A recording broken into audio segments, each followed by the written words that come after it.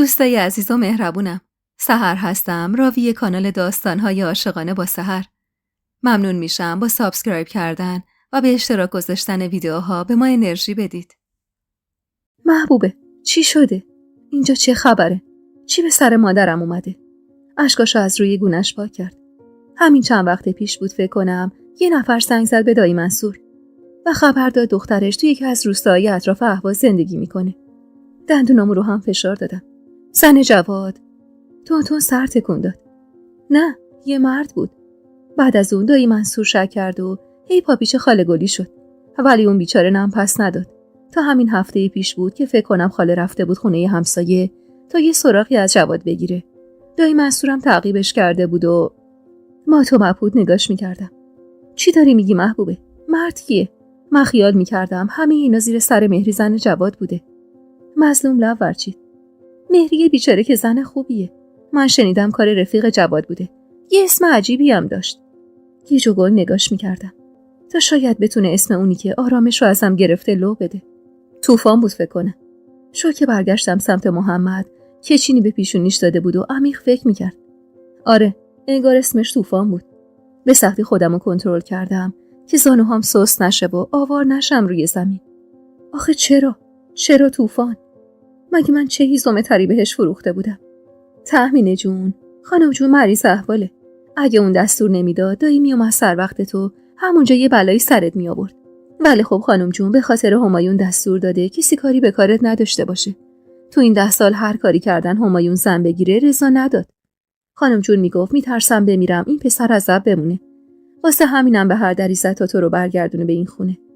ذهنم اونقدر به کاری که طوفان کرده بود گیر کرده بود که حتی یه لحظه هم به این که چرا به همایون میگفتن عذاب فکر نکردم. لب خشکمو با زبون تر کردم. میخوام برم دیدن مادرم. اون به خاطر من به این روز افتاده. محمد ترسیده نگام کرد. والا من که جرئت ندارم. همایون از وقتی که تو رفتی دیگه هیچی سرش نمیشه. حق داشت بترسه و نخواد کمکم کنه. سوری لبخندی زدم. نه، من از تو توقعی ندارم محمد. الانم بهتره برم تا کسی نفهمیده اینجا. وقتی محمد خجالت زده سری تکون داد فهمیدم از خودشه که هرچه زودتر از خونش برم بیرون تا دود آتیش زندگیم تو چشم اون و خانواده‌اش نره. ولی اون نگاه نگران محبوبه نشون میداد که چقدر نگران مادرم و زندگیشه. به قول خودش اگه خاله گلی نبود اون با محمد آشنا نمیشد و ازدواج نمیکرد.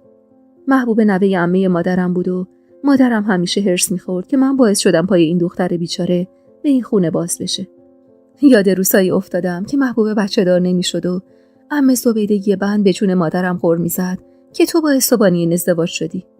همون جور که آروم و بی صدا برگشتم سمت خونه خانم جون تو ذهنم اون روزا رو مرور کردم. روزایی که عمه زیر گوش محمد میخوند تا سر محبوبه هوا بیاره. ولی نه محمد رضا میداد نه خود محبوبه. چقدر یهویی و بی هوا ته دلم حسرت جمع شد. حسرت یالونک جدای از خونه عمه طلعت و مردی که هر چقدر زیر گوشش زمزمه زن گرفتم بخونن به خرجش نره که نره. خوب که به قصه زندگیم نگاه میکردم. من قد تک تک آدمای خاکستری زندگیم خطاکار بودم. شاید کفه ترازوی قصورم از مال خانم جون سبکتر باشه. ولی منم قد همایون تقصیر داشتم. شاید اگه من به هوای عشق و عاشقی تن بیگناه دلمو لایق هر ترکه و شلاقی نمیدیدم و تن نمیدادم به این همه خفت و خاری و خودم واسه عشقم آستین بالا نمیزدم این بلاها سرم نمیومد. اگه من اون روزا عقل الانمو داشتم و میدیدم همایون وسط این حیاط با دخترمو یه بزک کرده و دلبرم دل میده و قلبه میگیره، از ترس از دست دادنش غرورمو زیر پا نمیذاشتم و چوب حراش به زندگیم نمیزدم. من اگه اون زمان قد الانم قد کشیده بودم میفهمیدم من تهمینه لایق این نیستم که واسه نقصی که خدا بهم داده بشینم و هر جور حرف و سخنی رو تحمل کنم. لیاقت من یه عمر خفت و خاری کشیدن نبوده و نیست. حق من عاشقین نبود که بهای عشقمو اینقدر تلخ و سنگین بدم و تهش بشم آدم بده ای قصه. این که واسه از دست ندادن همایون پا و غرورم گذاشتم و ته قصه هم غرورم لگدمال شد، هم عشق همایون رو از دست دادم، عذابم میداد. بغض کرده و غمگین برگشتم کنار مارالو، در اتاق از داخل چفت کردم. من چی میخواستم از این زندگی جز یه خونه آروم و همایونی که پشتم در بیاد؟ گناه منی که به خواست خدا توان مادر شدن و از دست داده بودم چی بود؟ تا خود صبح اونقدر فکر و خیال تو سرم چرخید که حتی یه لحظه هم خواب به چشمم نیومد.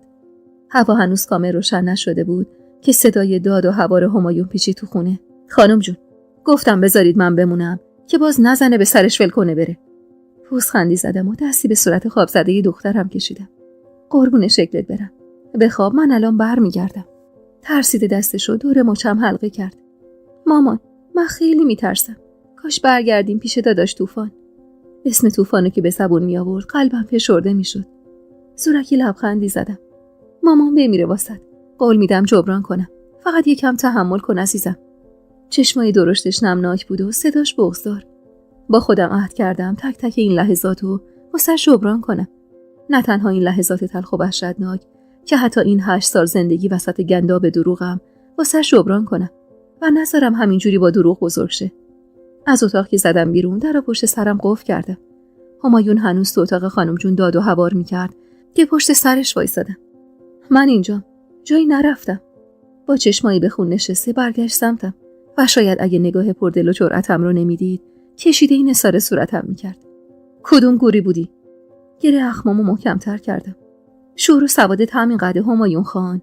این همه بدبختی نکشیدم که به زور برگردم و تو یه بچه ننه اینجوری سرم داد بزنی. حس کردم که از رفتار تندم حسابی جا خورده، ولی سعی داره به روی خودش نیاره. خوبه والا. خانم خونه و زندگیشو ول کرده رفته، 2 قرت و نیمش هم باقیه. فاصله‌مو باهاش کمتر کردم، جوری که حرم نفسای کشدار و پرهرسش به صورتم میخورد. فرار کردم چون شوهرم مرد نبود، که اگه مرد بود میمون پای زندگیش، نه که هم پای نقشه این جماعت خال زنک بشه. صورتش جوری از هر سرخ شده بود که حس کردم هر آن ممکنه زیر مشت و لگداش له بشم، ولی نمیدونم از شرم حضور خانم جون بود یا چیز دیگه‌ای که نفس عمیقی کشید و اصلا فاصله گرفت. فاصلش که با هم بیشتر شد، ترسم فرو ریخت و جرأتمو یه جا جمع کردم و رو کردم به خانم جون که رنگ پریده و بیحال تو رخت خوابش نیمخیز شده بود. میخوام برم مادرمو ببینم. اون حقش نبود این بلاها سرش بیاد.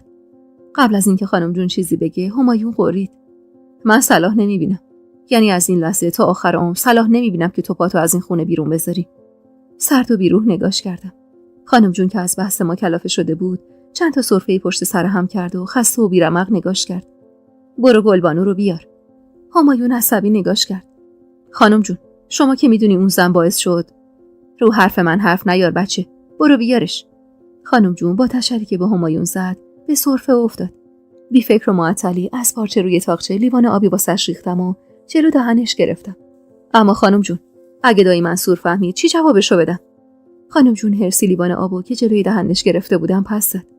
منصور با اون سنش رو حرف من حرف نمیاره. تو این وسط چی میگی؟ واسه بار اولی بود که تو زندگیم داشتم از قدرت و زورگویی خانم جون لذت میبردم. همایون که رفت و در اتاقو به هم کوبید، لیوانو جلوی دهنش گرفتم و آروم لب زدم. ممنونم ازتون. خیلی دلنگرانشم. به زور یه قلاب آب خورد و دوباره لیوانو پس زد. خیال نکن اون برام مهمه. اون زن عمر و جوونی پسر دست گلمو به باد داد. اگه میبینی کوتاه میام واسه خاطر همایونمه. واسه خاطر اینکه یه دستم از گور بیرون نمونه. این بچه اگه از تو دل کنده بود، مطمئن باش الان اینجا نشسته بود. با اینکه حسابی بهم برخورده بود، دندون سر جیگر گذاشتم تا همایون مادرمو بیاره و بتونم ببینمش. پشت پنجره چشم انتظار نشسته بودم. 1 ساعتی طول کشید تا همایون برگرده. سوق زده از جا پریدم و دویدم سمت در. باورم نمیشد زنی که پشت سرش راه میاد مادرم باشه.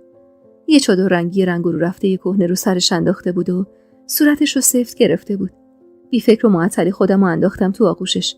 اون تنها آدمی بود که حاضر بودم نفس کشیدن تو این خونه رو به خاطرش تحمل کنم. خوب که از عطر تنش سیر شدم، از آغوشش بیرون اومدم و نگاش کردم. چادر رنگی چروک و نخنماش عقب رفته بود و کبودیای صورتش تو ذوق میزد. بغض کرده نالیدم. دستش بشکنه الهی. ترس تو نگاه مادرم که با چشم و ابرو به همایون اشاره میکرد که چیزی نگم واسم غریبه بود. بدون توجه به ترسش دستشو گرفتم و کشوندمش سمت اتاقی که مارال داخلش خوابیده بود و قبل از اینکه همایون بخواد وارد بشه درو قفل کردم. این زنی که به عنوان گلبالو روبرون وایساده بود هیچ شباهتی با اون زن پردل و جرأتی که 10 سال پیش کمکم کرد از این جهنم فرار کنم نداشت. در حالی که دلم واسش آتیش گرفته بود دستشو گرفتم و کشوندمش سمت خودم. مامان گلبانو، نمیخوای حرف بزنی؟ هیچ میدونی چقدر دلم واسه صدا تنگ شده؟ لبخند مصنوعی زد و همزمان چاک بغل لبش کش اومد و اخماش از در هم شد. بغض کرده دستم روی زخمش کشیدم. چجوری دلش اومد باهات این کارو بکنه؟ بدون اینکه نگاهی بهم بندازه چشمشو دور اتاق چرخوند و نگاهش که به مارال افتاد مات برده نگام کرد. دختری که جواد میگه اینه؟ ذوق زده سر تکون دادم. انتظار داشتم اونم از دیدن دخترم ذوق کنه. ولی غم زده نگاه ازم گرفت و روی زمین نشست. ای کاش نمیرفتی تهمینه. به قول خانم جون کاش یه ذره جنم داشتم تا جلوتو میگرفتم. نه که کمکت کنم تا بری. متعجب کنارش نشستم. چی میگی مامان گلبانو؟ تو هم با این حال و روزت رفتی تو ارتش اینا؟ یادت رفته چیا به سرم آوردن؟ یادت رفته میخواستم به جواهر بدبخت انگ دوسی بزنن که دخترشو بندازن تو دامن من؟ چونش لرزید و بغضش سر وا کرد. الان به خیالت خیلی بهتر شد؟ فکر کردم منظورش با ماراله و این که من آخرش مجبور شدم بچه کسی دیگه ای رو بزرگ کنم. دلخورو ازش گرفتم. مارال مادرش فوت شد. جز من کسی رو نداشت. اما زمرد مادر داشت. خدا رو خوش نمی اومد این همه ظلم. صورتشو با دست پوشوند و شروع کرد به گریه کردن. بازده نگاش کردم. چی به سر این زن اومده بود؟ زنی که تو کل عمرم به تعداد انگشتای دستمم ندیده بودم اشک بریزه. حالا جلوی چشمام های های گریه میکرد و اشک میریخت. ترسیده دستشو از روی صورتش جدا کردم. هیچ معلوم هست چی به روزت آوردن؟ مظلوم نگام کرد.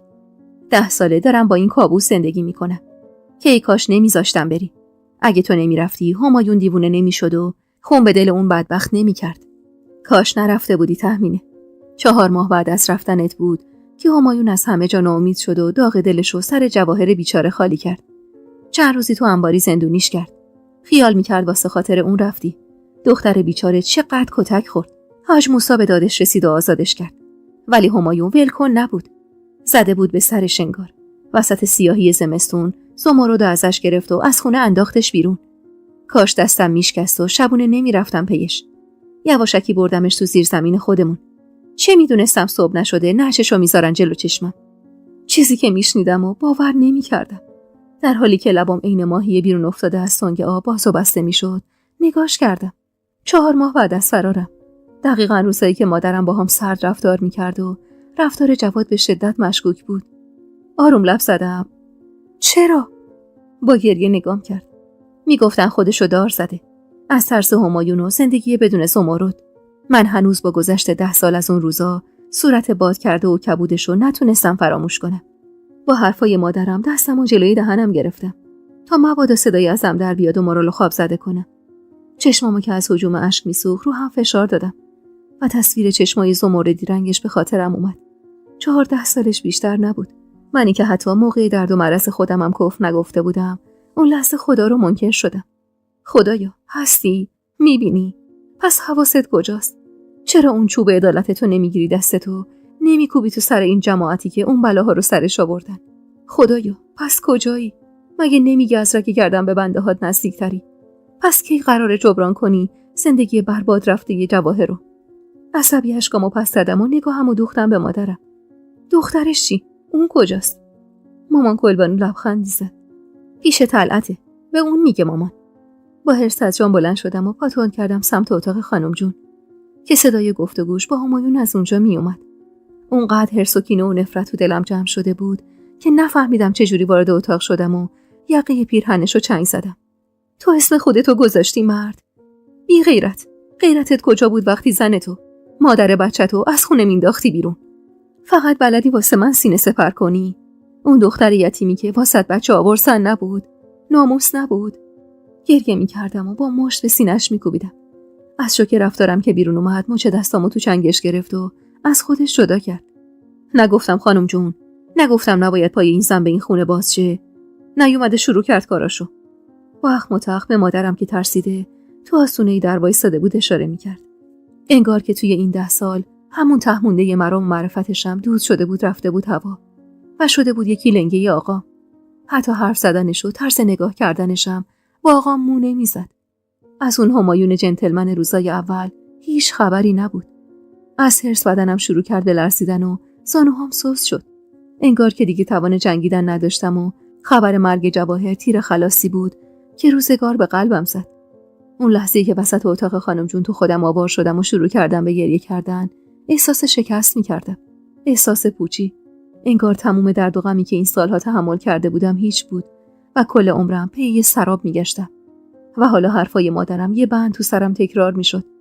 اگه من نرفته بودم، اگه مونده بودم، شاید الان جواهر زنده بود. عین دیوونه ها گریه میکردم و زجه میزدم. من رفته بودم تا جواهر زندگیش حفظ بشه، تا از بچه‌اش جدا نشه.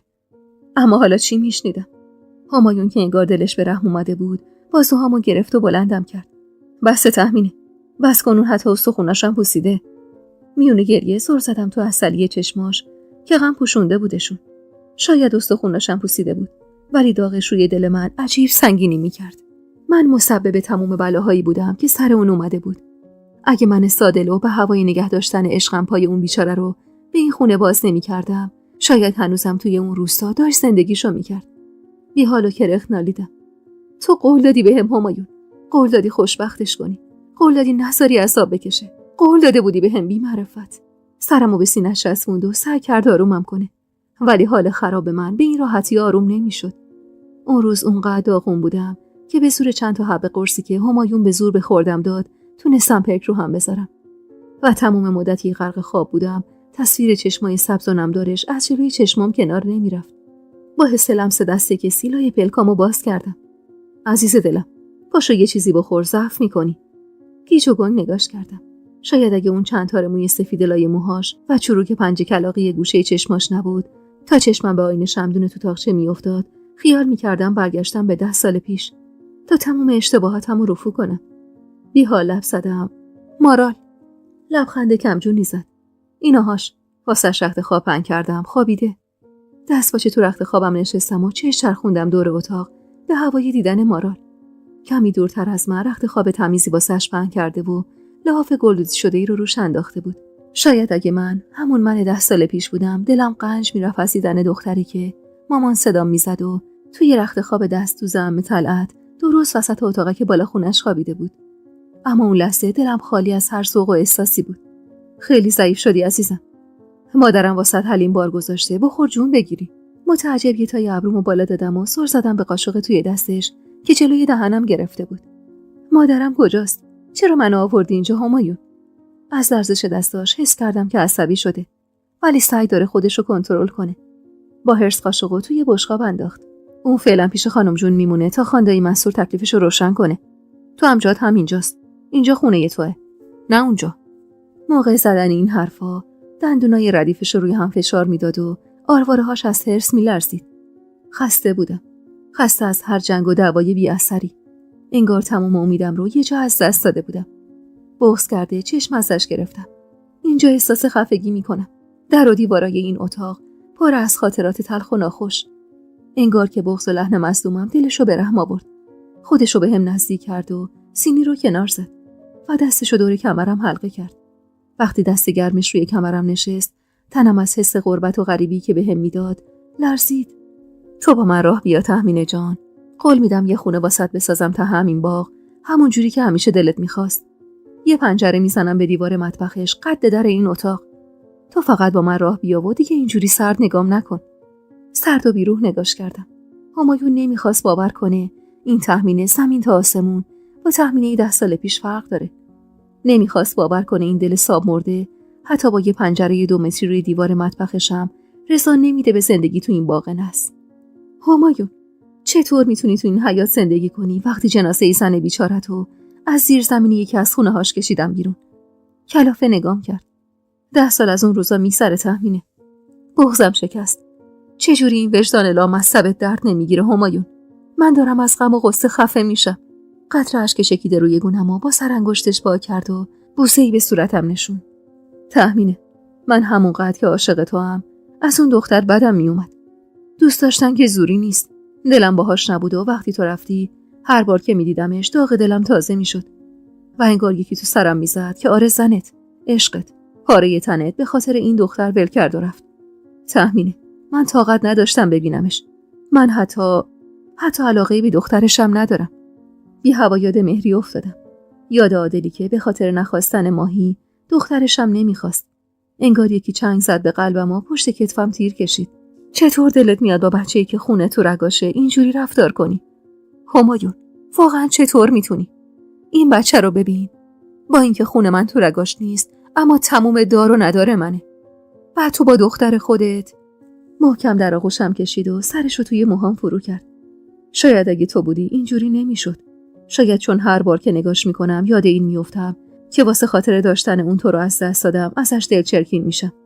من توی این دنیا از هر چیزی که از تو دورم کنه نفرت دارم و برعکس از هر چیزی که به تو وصلم کنه لذت میبرم. مثلا همین بچه. اگه بگم حاضرم پدرش باشم قبول میکنی؟ چنان با ترس نگام میکرد که انگار به فرسندی گرفتن مارال آخرین حربه‌ای بود که واسه نگه داشتنم توی چنتش داشت و میترسید آخرین تیرشم به سنگ بخوره. بی حرف نگاش کردم. تو دلم دنبال ذره‌ای احساس گشتم تا جون دوباره‌ای بهش بدم و بسازم این زندگی رو. ولی دریغ از ذره‌ای احساس که مونده باشه از اون عشق آتشین. شاید اگه اتفاق مرگ جواهر نبود، شاید اگه بیخیالی توی نگاه همایون نبود، دلم صاف میشد باهاش. وقتی سعی میکرد با مارال مهربون رفتار کنه تا دل منو دوباره به دست بیاره. ولی من دیگه بیدی نبودم که با این بادا بلرزم. چشمم که هیچ، کل وجودم و ترس برداشته بود از این خونه و آدماش و حاضر نبودم پای هیچ دختری رو دوباره به این خونه باز کنم. 3 روز تموم تو اتاقه که بالا خونه عمه زندونی بودم. همایون یه لحظه هم تنهام نمیذاشت و حتی وقت دست به آب رفتن پشت در مسترا وای میستاد.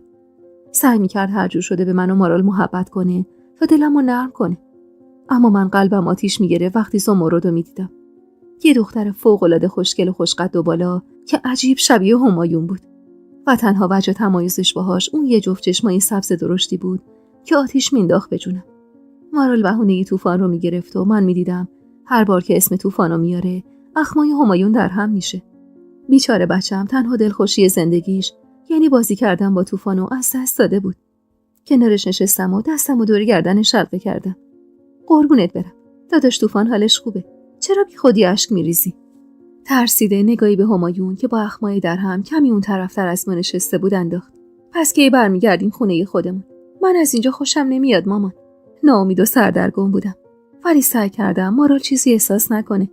بوسه‌ای روی موهاش نشوندم و گفتم قول میدم واسه جبران کنم همه این روزا رو دخترم. همایون که ظاهرا حواسش به کاغذ پاره‌های زیر دستش بود و من خوب میدونستم کل فکر و ذهنش به یه حرفای ماست، رو کرد بهم. طوفان همون رفیق جواد نیست، همونی که جاتو به دایلو داد. سرد و بیروح نگاش کردم.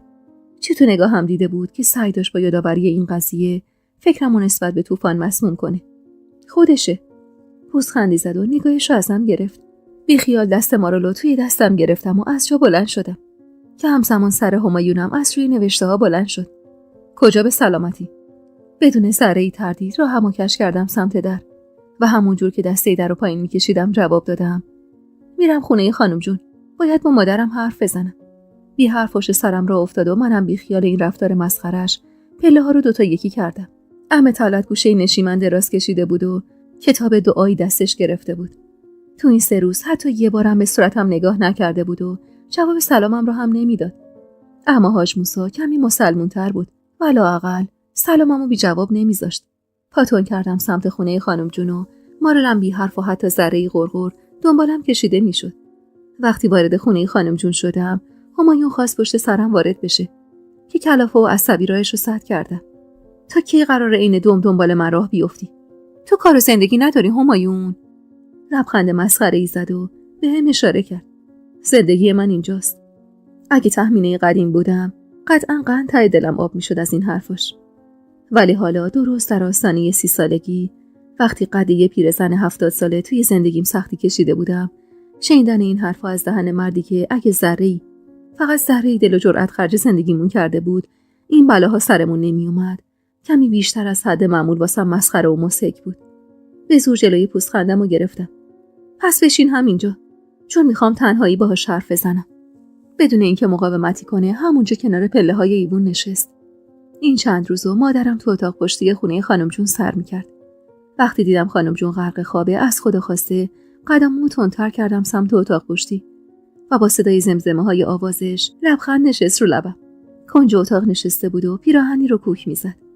کبودی گوشه چشمش کم رنگ‌تر شده بود و شکاف کنار لبش جوش خورده بود. دستمو دور گردنش حلقه کردم و روی زخمی کنار لبش رو بوسیدم. تخمینه بمیره واسط که اینجوری آواز عاشقونه سر میدی. مارال با دقت نگام میکرد. بچم با وجود سن کمی که داشت حتی یه بارم نشد توی این چند روز برون بیاره که چرا اهالی این خونه مادرشو تهمین صدا میزنن. مادرم با لبخند کمجونی نگام کرد. اگه بدونی چقدر خوشحالم که برگشتی به همایون. لبخند روی لبم ماسید و سعی کردم بحثو عوض کنم. مامان گلبانو، قد یه حرف نگفته دارم باهات. یه عالمه سوال بی جواب. لبخندشو خورد و نگاهشو ازم گرفت. انگار که دلش نمیخواست سوالی ازش بپرسم. ولی خودمو نباختم و ادامه دادم. مامان گلبانو، وقتی منو بردی پیش اون طبیب فرنگ رفته، میدونستی که اون همون عادل اویسه؟ ترسیده نگاهم کرد و با وحشت به پنجره اتاق اشاره کرد. دختر، تو کمر بستی زندگی منو به باد بدی؟ بی خیال اخمامو درهم کردم. کدوم زندگی مادر من؟ تو به این میگی زندگی؟ بالاتر از سیاهی که رنگی نیست. یعنی میخوای بگی اگه کسی حرفامو بشنوه همه چیز بدتر از اینی که هست میشه؟ نه ترس جونم، هیچ کسی خونه نیست. الان وسط روز همه مردا سر کارن الا همایون که داره نگهبانی زن فراریشو میده. کلافه سری تکون داد و کوک دیگه‌ای با آستین پیراهنی که تو دستش بود زد و نخ اضافه‌شو با دندونش گرفت. خیال میکردم این 10 سال غربت نشینی عاقلت کرده، ولی این کله پوچ تو هنوزم باد داره. بی خیال سرمو خم کردم و زور زدم تو چشماش. میدونستی مامان؟ میدونستی یا اول محبوبه و بعدم منو بردی پیشش؟ مظلوم نگام کرد، جوری که تموم حسرتای لونه کرده پشت پرده توسی چشماشو میتونستم بخونم. با صدای گرفته و آروم لب زد. میدونستم. بغض گلوم رو گرفت. از کجا؟ خجالت زده نگاهی به مارال انداخت و دوباره مشغول گوگ زدن پیرهنش شد. جمیل تازه زن گرفته بود. جواد 20 سالش بود و تو هم یه دختر بچه بودی. تنها دلخوشیم این بود که برم 4 تا کوچه بالاتر رو از محبت خانم خیاطی یاد بگیرم. آقات به زور رضا داده بود. ماها عین پروانه دورش گشتم تا بتونم رضایتش رو جلب کنم. همین که چند ساعتی از این خونه و آدماش دور می شدم واسم بس بود. حالا اون میون یکم هم خیاطی یاد می گرفتم. قشنگ یادم بهار بود و حس می کردم جواد رفتاراش با آقات و جمیل فرق داره. روز به روز قد می کشید و رفتارش متفاوت تر از اونا بود. جواد عین من از این خونه و آدماش بیزار بود. یه روز تو راه کلاس خیاطی یه زن راهمو بست. یه زن با چشمای آبی آسمونی. بیشتر از 20 سال از آخرین باری که دیده بودمش میگذشت، ولی هیچ وقت تصویر صورت غرق خونش که به دست مادرم روی زمین کشیده میشد و فراموش نکردم. تمام این چند سال بی عشق و محبت زندگی کردن جمع شده تو دلم. تمام کینه و حسرتایی که داشتم. با آه و ناله التماسم کرد به حرفاش گوش بدم. منو برد خونه خودش. یه خونه قدیمی که 2 تا اتاق تو در تو داشت. سر و وضعش داغون بود. شکل و قیافش هیچ شباهتی با اون زن خونه خراب کنه قدیم نداشت. موهای طلایی رنگش کم پشت شده بود و صورت صاف و سفیدش چروک برداشته بود. اما چشماش هنوزم انگار تیکه‌ای از آسمون بود. با نفرت تو خونش نشستم به امید اینکه از عادل بگه. دلم میخواست بشنوم که اونم عین من ناکام مونده. از یه زندگی شیرین و با عشق. یادم حتی لب به چای بدرنگی که واسم ریخته بودم نزدم. حس بدی بهش داشتم و تمام مدتی که تو خونش نشسته بودم حس می‌کردم دارم به روح مظلوم مادرم خیانت می‌کنم. اونقدر آسمون ریسمون بافت که کلافه شدم و از جا بلند شدم. دستپاچه جلومو گرفت و ازم حلالیت خواست. اما من باید چی رو حلال می‌کردم؟ عمر برباد رفته یا اون عشق ناب نوجوانی که زیر پای هوس این 2 تا آدم لگدمال شده بود؟ اون روز فهمیدم عادل وقتی فهمیده من زن منصور شدم مادرشو طرد کرده و رفته. با شنیدن این موضوع داغ دلم تازه تر شد و از خونه‌اش زدم بیرون. من زن منصور بودم با 3 تا بچه و یه عروس، ولی دلم هنوزم پر می‌کشید پی عشقی که داغش به دلم مونده بود. خیال می‌کردم آسیا به هوای حلالیت گرفتن برگشته، ولی وقتی هر روز جلوی راهم سبز شد و هر بار به یه بهونه‌ای به صحبتم گرفت فهمیدم واسه زندگی من و عادل خواب خوشی دیده. آسیا تمام خم و چم زندگی عادل و همینطور منو بلد بود. میدونست عادل یه زن خواننده گرفته و زنش از ماجرای عاشقی ما خبر داره. واسه همین از ترسش کل زندگیشو بار زده و از سحرون برده. آسیا هم از طریق یکی از دوستاشون دورادور از حال عادل و زندگیش با خبر بود و اونقدر زیر گوشم خوند تا خودمم عادت کردم به شنیدن هر روزه یه قصه زندگی عادل. آسیا با ذوق از نوش مهری میگفت و من هر بار یاد این میافتادم که چقدر این دختر شبیه اون چیزیه که من یه عمر دلم میخواست باشم و نشد. شبا با خودم خیال میبافتم که اگه وسط من و عادل به هم نخورده بود من شده بودم یه زن موفق و دخترم میشد یه چیزی شبیه دختر عادل. آسیا میگفت عادل هنوزم خاطر منو میخواد و واسه همین رابطش با زن و بچهش خوب نیست. واسه همین مهری دل خوشی از پدرش نداره و درست چند ماه بعد از اینکه عادل دست از زن و بچهش کشیده و برگشته تهران، مهری فامیلی عادل رو از سجلش برداشته و فامیلی مادرش رو جاش گذاشته. وقتی آسیا اینا رو میگفت مو به تنم سیخ میشد. یه دختر 19 ساله که تمام آرزوی من بود. سفت و محکم و سرکش. همون روزا بود که جواد به خاطر ازدواج با دختر عمه طلعت ساز رفتن کوک کرد. دلش نمیخواست منیشه رو بگیره. منم دلم قش میرفت واسه داشتن عروسی عین مهری. آسیا کمکم کرد، نشونی مهری رو واسم گیر آورد. دختره توی کتابخونه کار میکرد. چی از این بهتر؟ منم از خدا خواسته دل دادم به دل جواد و نشونی مهری رو به عنوان یه جای مناسب واسه کار کردن گذاشتم کف دستش. امید داشتم که اگه ذره‌ای از خون من تو رگای جواد باشه، دلش گیر کنه پی دل اون. و الهی شکر خدا صدامو شنید و بعد از کلی نظر و نیاز همونی شد که من میخواستم. میخواستم عشق و زندگی که من نتونستم تجربه کنم و پسرم تجربه کنه. مطمئن بودم دختری که خون عادل تو رگاشه پسر منو میتونه خوشبخت کنه. مات و مبهوت از بازی روزگار و کاری که مادرم با زندگی جواد کرده بود لب زدم. ولی مهری دختر عادل نیست. اون زن با دوز و کلک عادل رو به ازدواج وادار کرده. مهری به خون من و شما تشنه است مادر. مادرم لبخند تلخی زد. میدونم. 8 روز پیش وقتی واسه بار اول از نزدیک دیدمش فهمیدم. وقتی با چرب زبونی خودشو به منصور نزدیک کرد و زیرا به منو زد، فهمیدم که تموم تلاشام بیفایده بوده. خیال خام بوده. بغض راه گلومو بسته بود و صدام از شدت غصه و غم میلرزید. مامان گلبانو، 8 سال پیش دست نوشته هاتو دادم دست عادل. یه شب تا سحر بیدار موند و به پاشون اشک میریخت. مامان، حق شماها نبود این بلاها سرتون بیاد.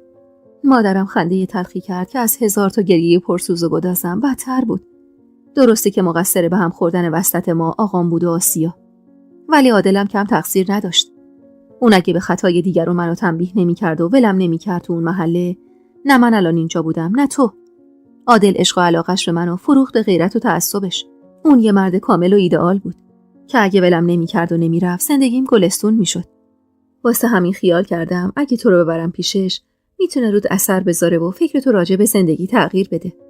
خیال می‌کردم عادل میتونه کاری کنه که تو راضی نشی به هوا آوردن بالا سر خودت. ولی خب انگار همه با گذر زمان عوض میشن.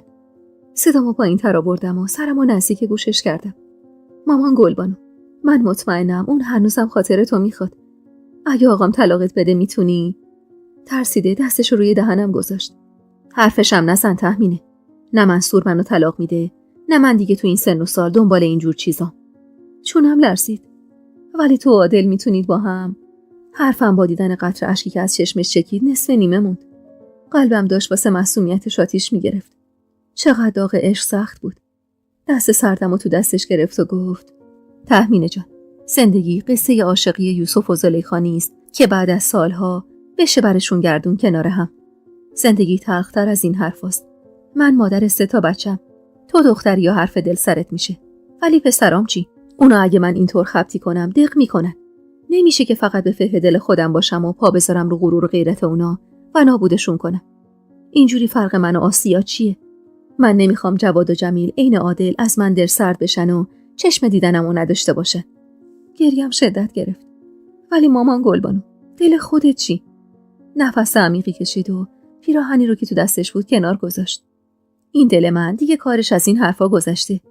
ببین تهمینه، زندگی همیشه عشق و عاشقی نیست. گاهی وقتا مجبوری یه چیزی رو فدای چیز دیگه ای کنی. دل خواسته ی دلی من در برابر غرور و غیرت بچه‌هام و آبروشون هیچی نیست. ما تو مبهوت نگاش کردم. چشمای توسی رنگ براقش پر از اشک بود و میتونستم بفهمم چقدر دلتنگ اون عشق ناب قدیمیشه. ولی حاضر نیست با روی آبروی خانوادگیش بذاره. که البته حقم داشت. اگه منم جای اون بودم احتمالاً همین کارو میکردم. ناامید از جان بلند شدم و مارالم پشت بندم بلند شد. چند قدمی ازش فاصله گرفته بودم که دوباره لب زد: تهمینه، تو خیلی خوششانسی مادر که مردی که خاطرشو میخوای شوهرته و حاضر همه جوره پات وایسه. شنیدم همایون حتی حاضر این بچه هم قبول کنه. دیگه چی میخوای از این زندگی؟ اون نگاه مظلوم مادرم گوشه اتاق پشتی خونه خانم جون منو یاد حرف طوفان انداخت. جایی که آدما توش زندگی میکنن خانه‌ها روی شخصیتشون اثر میذاره. مادر منم توی این چند سال شده بود شبیه آدمای همین خونه. دلتنگ اون مادر بلند پروازی بودم که آرزوش بود بچه‌هاش از این خونه برن و حالا که میدید تمام تلاشاش بی‌ثمر مونده خودشو باخته بود. بدون اینکه جوابشو بدم از خونه خانم جون زدم بیرون. همایون هنوزم لب ایوون نشسته بود. پاییز بود و هوا سوز داشت. شونه بشونم تو حیاط راه میرفت و از سکه زمین خالی ته باغ میگفت که خانم جون بهش اجازه داده بود خونه‌شو اونجا بسازه. 2 تا اتاق میندازم طبقه بالای خونه واسه پسرمون که وقتی بزرگ شد همینجا زنش بدیم. متعجب سر جان وایسادم و همایونم به تبعیت از من ایستاد. نگران نباش عزیزم. واسه مارالم پایین یه اتاق میسازم ولی بعید میدونم مادرم سمورودو بهمون بده. میگه عصای پیریکوری منه. پلک زدم. کدوم پسر؟ لبخند مکش مرگ مایی زد و دستشو به تحریش روی صورتش کشید. میاریم دیگه. یه شازده پسر گل و گلاب میخوام ازت که کل زندگیمو بریزم به پاش. اخمامو در هم کشیدم. همایون، تو انگار راستی دیوونه شدی. یادت رفته من بچم نمیشه. انگار یادت رفته واسه چی این همه بدبختی کشیدی. بی توجه به حضور مارال روبروم وایساد و دستشو دو طرف صورتم قاب کرد. تو این چند سال میدونی با چند تا طبیب حرف زدم. میگم فرنگ راه درمونش هست. حاضرم تا اون سر دنیا ببرمت. ولی یه بچه، فقط یه بچه از تو داشته باشم. تهمینه. بهت قول میدم من و تو یه روز پدر و مادر میشیم. پدر و مادر مشترک یه بچه. از برق امید تو چشماش، از لرزش دستای سردش، از ذوق صداش، از تک تک اعضای صورتش میشد فهمید که حتی قد یه سر سوزنم خبر نداره تو این 10 سال چیا به سر من اومده. به زور لبخند زدم و صورتمو از دستاش کشیدم بیرون. برامو کش کردم سمت خونه آقا. حالا که مادرم اصلا قصد جدایی از اونو نداشت، وظیفه من بود که میونه این 2 نفر رو درست کنم. ضربه‌ای به در زدم و قبل از اینکه کسی بخواد چیزی بگه وارد شدم. مهری وسط خونه مادرم نشسته بود و توی کاغذ چیزی مینوشت. اخمامو در هم کردم و بی حرف رو همو کش کردم سمت اتاق آقام. سنگینی نگاهش رو حس می‌کردم ولی به روی خودم نیاوردم. تک ضربه‌ای به در اتاقش زدم و وارد شدم. گوشه اتاق دراز کشیده بود و دستش رو روی چشماش گذاشته بود. من حتی دلم به حال این مردم میسوخت. آقا جون، تکون ریزی خورد ولی جوابمو نداد. درو پشت سرم بستم و کنارش نشستم. آقا جون، اومدم دستبوس. میدونم خبت کردم ولی مادرم گناهی نداره. پاشید بزنید زیر گوش من ولی اونو ببخشید. عصبی از جاش بلند شد و زور زد تو چشمام. جفتتون منو بی‌آبرو و سرفکنده کردید. 3 طلاقش میکنم بره رد کارش. تو نگاهش منصور عاشق بیشه‌ای رو دیدم که کوچه پس کوچه های این محله رو به یه گلبانوی قصه میره و تو یه بنبست تنگ و تاریک ننه گلباجی رخ به رخ پسر همسایه اجنبی گیرش میندازه. وقتی حرف از طلاق میزد چشماش میلرزید. اون هنوز عاشق مادرم بود. هرچند عشق اونم عین عشق همایون رنگ و بوی خودخواهی داشت. ولی مادرم نمیخواد از شما جدا بشه. اون خاطر شما رو میخواد. سخت بود از عشق گفتم به مردی که حتی 4 کلم حرف ساده هم تو زندگیش باهام نزده بود. ولی مجبور بودم به خاطر مادرم و زندگیش. من خودم رو با استبانی این وضعیت میدونستم. منصور بدخلق و عصبی قصه من گره عمیق ابروهاش بی هوا باز شد و با معصومانه ترین حالت ممکن نگام کرد. خودش بهت گفت. دلم به حالش سوخت. به حال معصومیت تو نگاهش که تا به اون لحظه ندیده بودم. به حال بغض تو گلوش. به حال تون صداش که خجالت زده و مشتاق بود. لبخند زدم. آره آقا جون، خودش گفت. دلش نمیخواد از شما سوا بشه. لبخند محوی که نشست روی لبای باریکش دلم بیشتر از حواسش سوخت. آقام عین من عاشق بود. عاشق یه آدم اشتباهی که حاضر بود واسه داشتنش هر کاری بکنه. دقیقاً عین من. شاید منم این اخلاقمو از اون به ارث برده بودم که واسه نگه داشتن همایون حاضر شدم تن بدم به هر کاری. خانم جون چی؟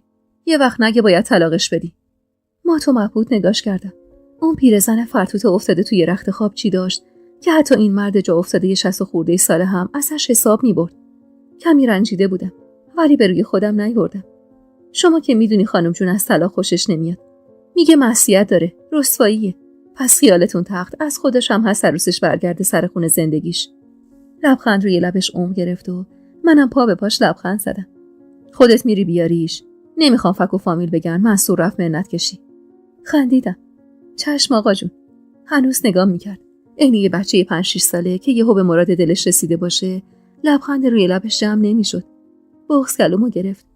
آقا جون، منو هم ببخش. ببخش که این همه سال به خاطرم عذاب کشیدی که باعث شدم انگشت نمای مردم بشی.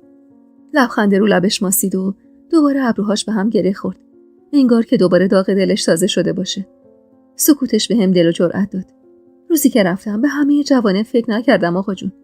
خیال کردم اگه برم همه خوشبخت میشن. خودمم روش. خیال کردم میرم یه جای دور و درسمو میخونم و طبیب میشم. چه میدونستم سرنوشت چیا واسم گذاشته کنار. چه میدونستم اونقدر بلا سرم میاد که همین درس و دانشگاهم از دست میدم. اشک میریختم و حرف میزدم و آقام با اخمایی در هم نگاه میکرد. دلم میخواست بغلش کنم و اون دستشو روی سرم بکشه و بگه که بخشیدمت، ولی نکرد. انگار که واسش کسر شأن بود. همون لحظه مهری به اجازه وارد اتاق شد. آقا جون، قربونتون برم. دواهاتون آوردم. ما تو مبهوت نگاش کردم. چند تا حبه قرص تو دستشو نشونم داد. به لطف شما و مادرت قرص فشار قلب میخوره آقا جون. دندونامو از حرص روی هم فشار دادم. مهری سعی داشت از آب گلالود ماهی بگیره. با حرص و نگرانی پوست خوش شده‌ای لبمو به دندون گرفتم. آقام با اخمای در هم تمام دواهاشو یه جا ریخت تو دهنش. میدونستم تا زمانی که مهری و جواد تو این خونن رابطه آقام و مادرم درست نمیشه. ولی مغزم به جای قد نمیداد. نمیشد با آقام حرف بزنم و کل حقیقتو راست و حسینی کف دستش بذارم. تنها کاری که ازم برمی اومد حرف زدن با جواد بود که اون روز با جمیل رفته بود کارگاه. تا زور تو حیاط نشستم تا برگرده و بتونم باهاش حرف بزنم. همایون هم پا به پای من تو حیاط تاب می‌خورد و من به زور دندون سر جیگر می‌ذاشتم تا مبادا بحثی بینمون پیش بیاد.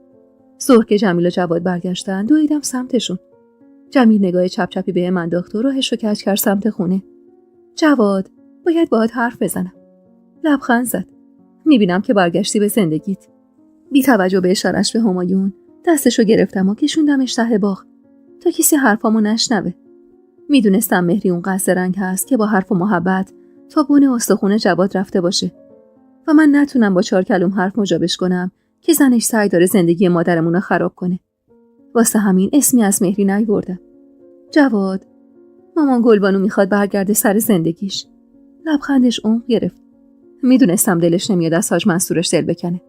ولی آقام خیلی عصبی تهمینه. ابروهامو با شیطنت بالا پایین کردم. باهاش حرف زدم. از خودش مامان گلبانو برگرده. حس میکنم مادرمون خیلی عوض شده. انگار قدر آقا رو بعد از این ماجراها بیشتر میدونه. میخوام اسب برم دنبالش برش گردونم خونه. چشمای جواد از ذوق برق زد و لبخندش عمق گرفت. فقط داداش، یه مشکلی هست. آقام نگران رفتار شما هست. نه که اون خونه زیادی شلوغه، یه جورایی انگار خجالت میکشه که چشمش به اطرافیانش بیفته. خیال میکنه حالا همه پشتش حرف میزنن که آره منصور رفته منت کشی. بیا یه کاری کنیم یکم دورشون خلوت شه. جواد کمی اخماشو در هم کرد. حق با توی تهمینه. الان من و مهریم شدیم سربارشون. ولی خب خودت که شرایط منو بهتر میدونی. کل زندگی محفوظه. اونجا هم چون چنگه نمیتونم خونمو بفروشم. کمی منومن کردم. خب میتونید این مدتو خونه خانم جون سر کنید. تنها کسی که از پس مهری برمی اومد خانم جون بود که حتی با اون حال مریض و توی رخت خواب افتاده هم میتونست زبونشو کوتاه کنه. جواد کمی فکر کرد و مستحسر سر تکون داد. چاره‌ای ندارم دیگه. باید یه مدت اونجا بمونیم تا تکلیف این جنگ مشخص بشه.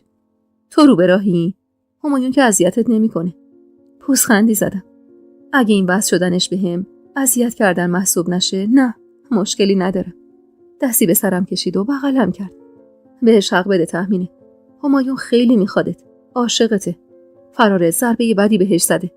حق بده که بترسه. نگران نباش. کم کم درست میشه. نفس عمیقی کشیدم و جوابشو ندادم. باید اول به زندگی مادرم سر و سامون میدادم، بعد تکلیف زندگی خودم رو مشخص میکردم. بعد از نهاری که همایون عین روزای قبل با سینی آورد تو اتاقی که بالا خونه، رختامو عوض کردم و دستی به سر و صورتم کشیدم. همایون پشت سرم نشسته بود و با دقت نگام میکرد. من که نبودم این لباسای خوشگل تو واسه کی تن میکردی؟ دکمه درشت کت زرشکی رنگم و بستم و دستی به کمرم کشیدم. واسه خودم. موهای بلندم و پشت سرم جمع کردم و رو سری کرم رنگ ساتنم و از توی ساک کشیدم بیرون. و رو سرم بستم. همایون مات و مبهوت نگاه میکرد و چقدر جنس نگاه متعجبش به چشمم آشنا بود. خوب درکش میکردم. عین روزای اولی که با دقت نگاش میکردم و تو طرز رفتار و حرف زدنش دنبال اون همایونی میکشتم که یه روزی با تمام وجودم خاطرشو میخواستم. حتم داشتم اونم تو چشمای من دنبال همون تهمینه قصه خودش میگشت. دختری ضعیف و عاشق پیشه که از ترس از دست دادن معشوقش تن داد به این همه خفت و خاری. همونطور که ماتیک کمرنگم رو روی لبام میکشیدم نگاش کردم. برو لطفاً کل اهالی خونه رو دعوت کن بیان خونه خانم جون. میخوام جلوی چشم همه آشتیشون بدم. مشکوک نگام کرد. واسه آشتی کنون اینجوری آراویرا کردی؟ لبامو رو هم کشیدم و لبخند زدم. آره همایون خان. پاشو برو دیگه. هوا تاریک شد. همینجور که نگاه خیرش بهم بود از جاش بلند شد و کنارم وایساد و سرشو نزدیک گوشم کرد. چقدر عوض شدی تهمینه.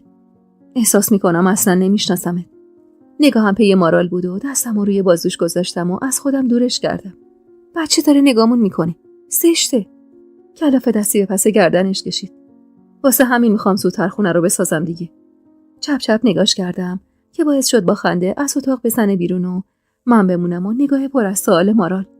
کنارش نشستم و سعی کردم موهای بلند خرمایی رنگشو بالا سرش جمع کنم.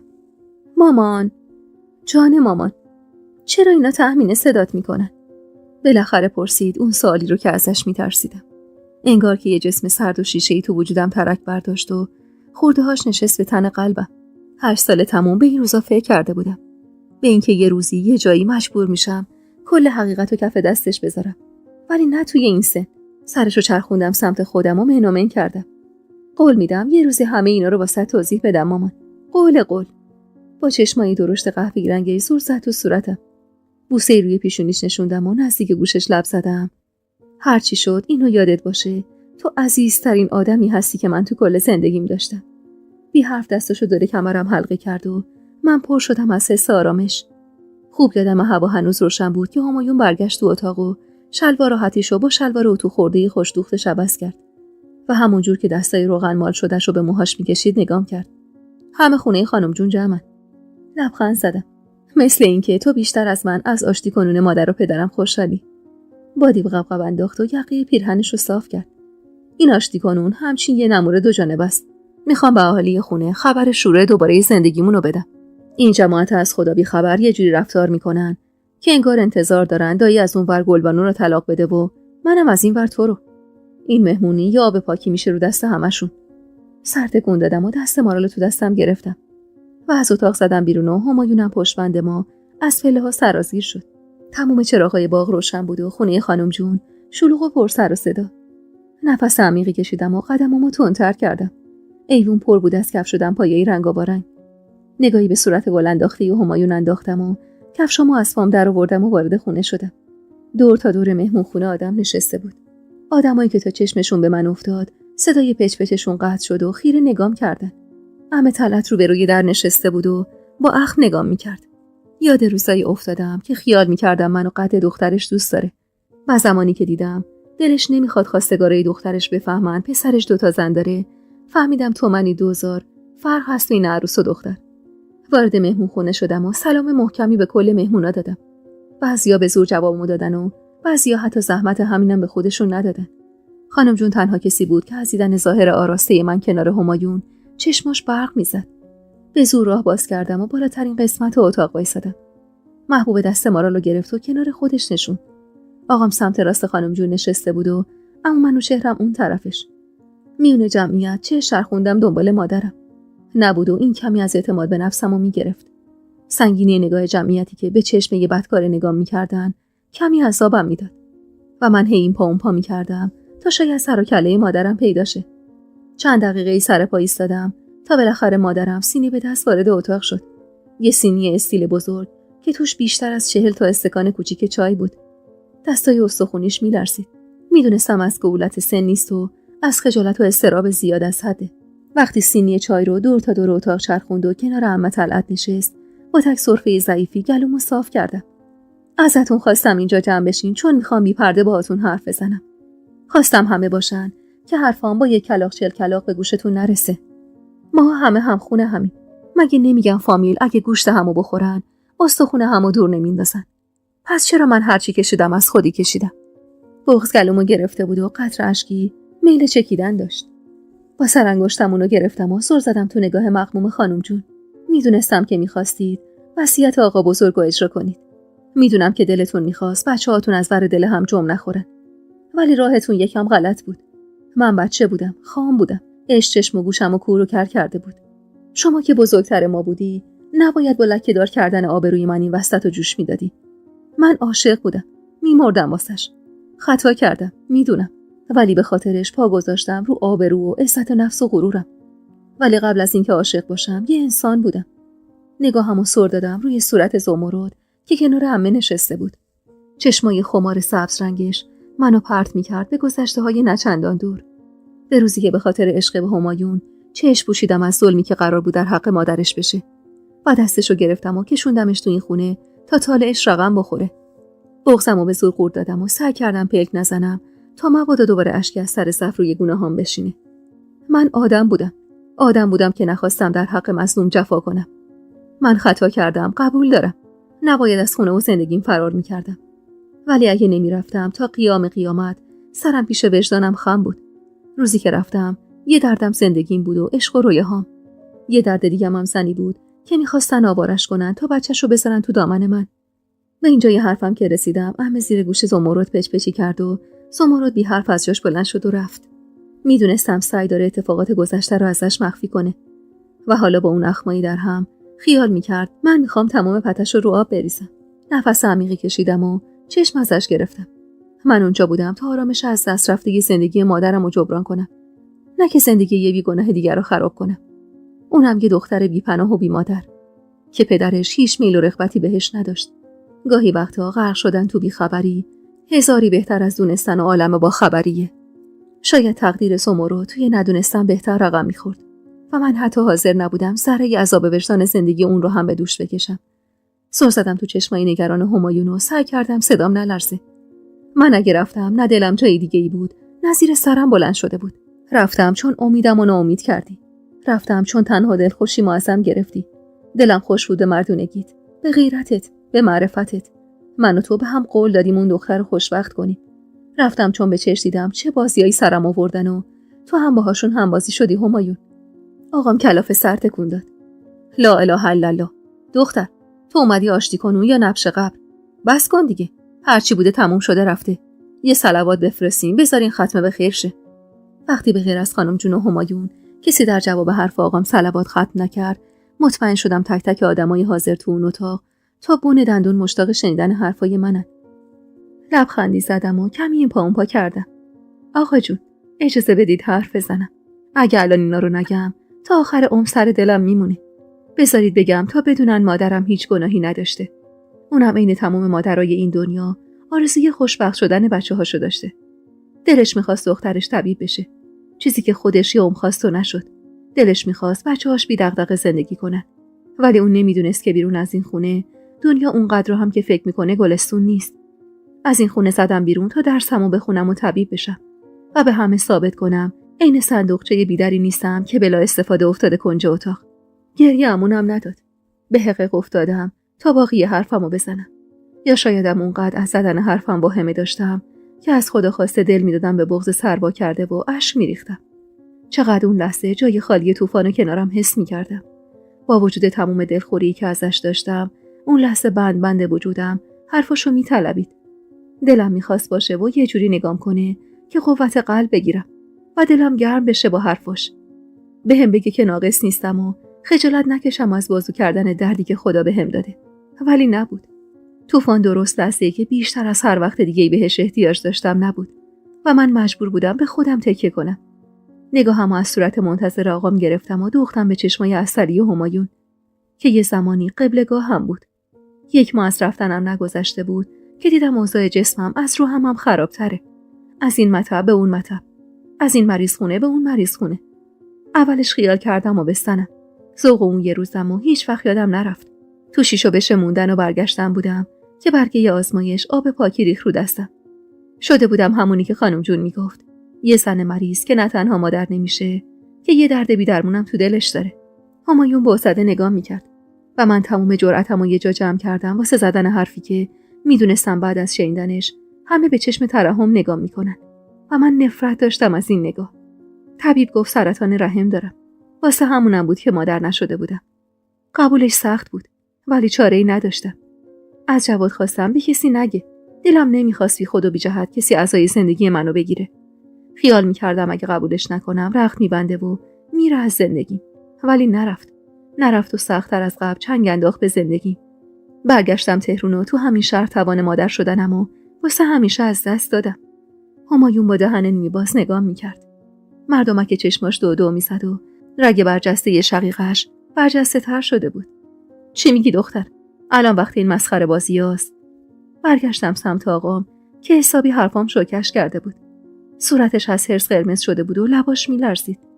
دروغم چیه آقا جون؟ همایون همچنان مات و مبهوت نگام میکرد. انگار که کاخ آرزوهاش با حرفام فرو ریخته بود و آوار شده بود. آب دهنمو به زور قورت دادم. مهری و جواد تک تک اون روزا کنارم بودن. البته که 10 سال از اون روزا میگذره. ولی خواستم بگم تا بدونید وقتی دور از این خونه زندگی میکردم، زندگیم همچین گل و بلبلم نبود. سکوت سنگینی میونه جمع نشسته بود و جز صدای نفس کشیدنای بلند صدایی به گوشم نمیرسید. نگاهمو چرخوندم سمت مادرم که صورتش غرق اشک بود. حالش رو حالا که خودم مادر بودم میفهمیدم. یه مادر حاضر خنجر به قلب خودش بره ولی یه خار به پای بچهش نره. چشم از نگاه بغ کردش گرفتم و زورکی لبخند زدم. اینا رو نگفتم که کسی دل واسم بسوزونه و ترحم جمع کنم. گفتم که تک تک روزای گذشتم واسه همتون روشن بشه. حالا هم ازتون خواستم اینجا جمع بشید تا جلوی همتون از آقام معذرت خواهی کنم و بگم که این ماجرا فقط یه مقصر داشت و اونم منم. ازش میخوام مادرمو ببخشه و برگردونه سر زندگیشون. طی این سالها گردن از مبارکتر من اونقدر کلوف شده بود که میتونستم تمام اشتباهات و تقصیراتمو گردن بگیرم و دیگه سرخم نکنم. آقام با غرور اقتدار بادی به قبقب انداخت و نیم نگاهی به مادرم انداخت. چطور میشه هم عاشق باشی هم غرورتو زیر پا نذاری؟ مادرم، گلبانوی سرکش و قدر قصه، عین گناهکاری که منتظر حکم بخششه، سر به زیر انداخته بود. خانم جون با صدای گرفته و ضعیفی لب زد. یه صلوات بفرستین و برین سر خونه زندگیاتون. میخوام یه نفس بکشم. وقتی جمعیت به دستور خانم جون صلوات ختم می‌کردن، نگاهم به صورت عصبی همایون بود. با اینکه مطمئن بودم بعد از شنیدن این حرفا دیگه حرفی از برگشتن من به زندگیش نمیزنه. اما یه حسی ته دلم قول میزد. با اینکه با تمام وجود منتظر این لحظه بودم، ولی انگار قلب تخمینی 16 ساله ته وجودم به پای عقل تخمینی 30 ساله افتاده بود و التماس میکرد. هوا تاریک شده بود که همه برگشتن خونه هاشون و من و همایون به دستور خانم جون تو اتاقش موندیم. از پشت پنجره چشمم به قامت بلند آقام بود که برعکس روزای گذشته شونه‌هاش صاف و سرش بالا بود و شونه به شونه مادرم راه میرفت.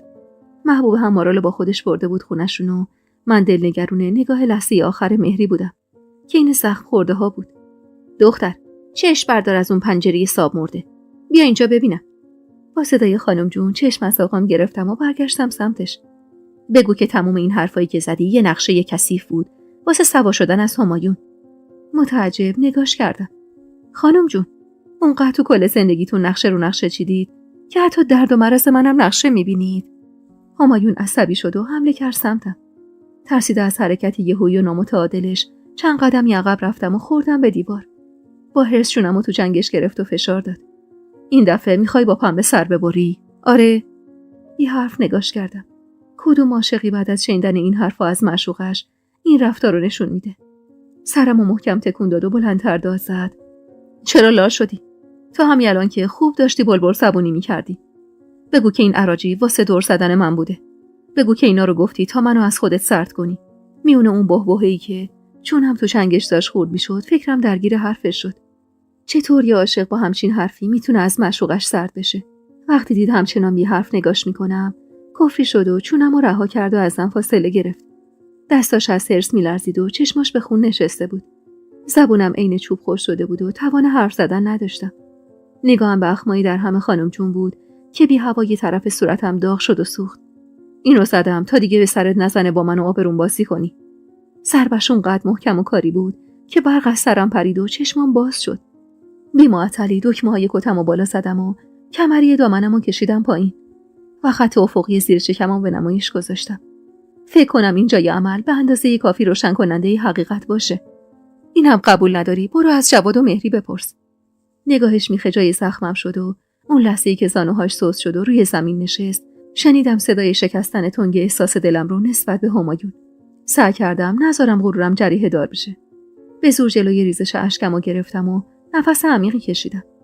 اینا رو قبل از اینکه بخوای به همه اعلام کنی که برگشتیم به زندگی گفتم که خوب فکراتو بکنی و تصمیماتو بگیری. چون من دیگه یه دختر بچه یه جوون و سر حال نیستم که بتونم دوباره با کلی اتفاق دست و پنجه نرم کنم. سالها طول کشیده تا تونستم تیکه‌های شکسته قلبمو به هم وصل کنم و سر پا بشم.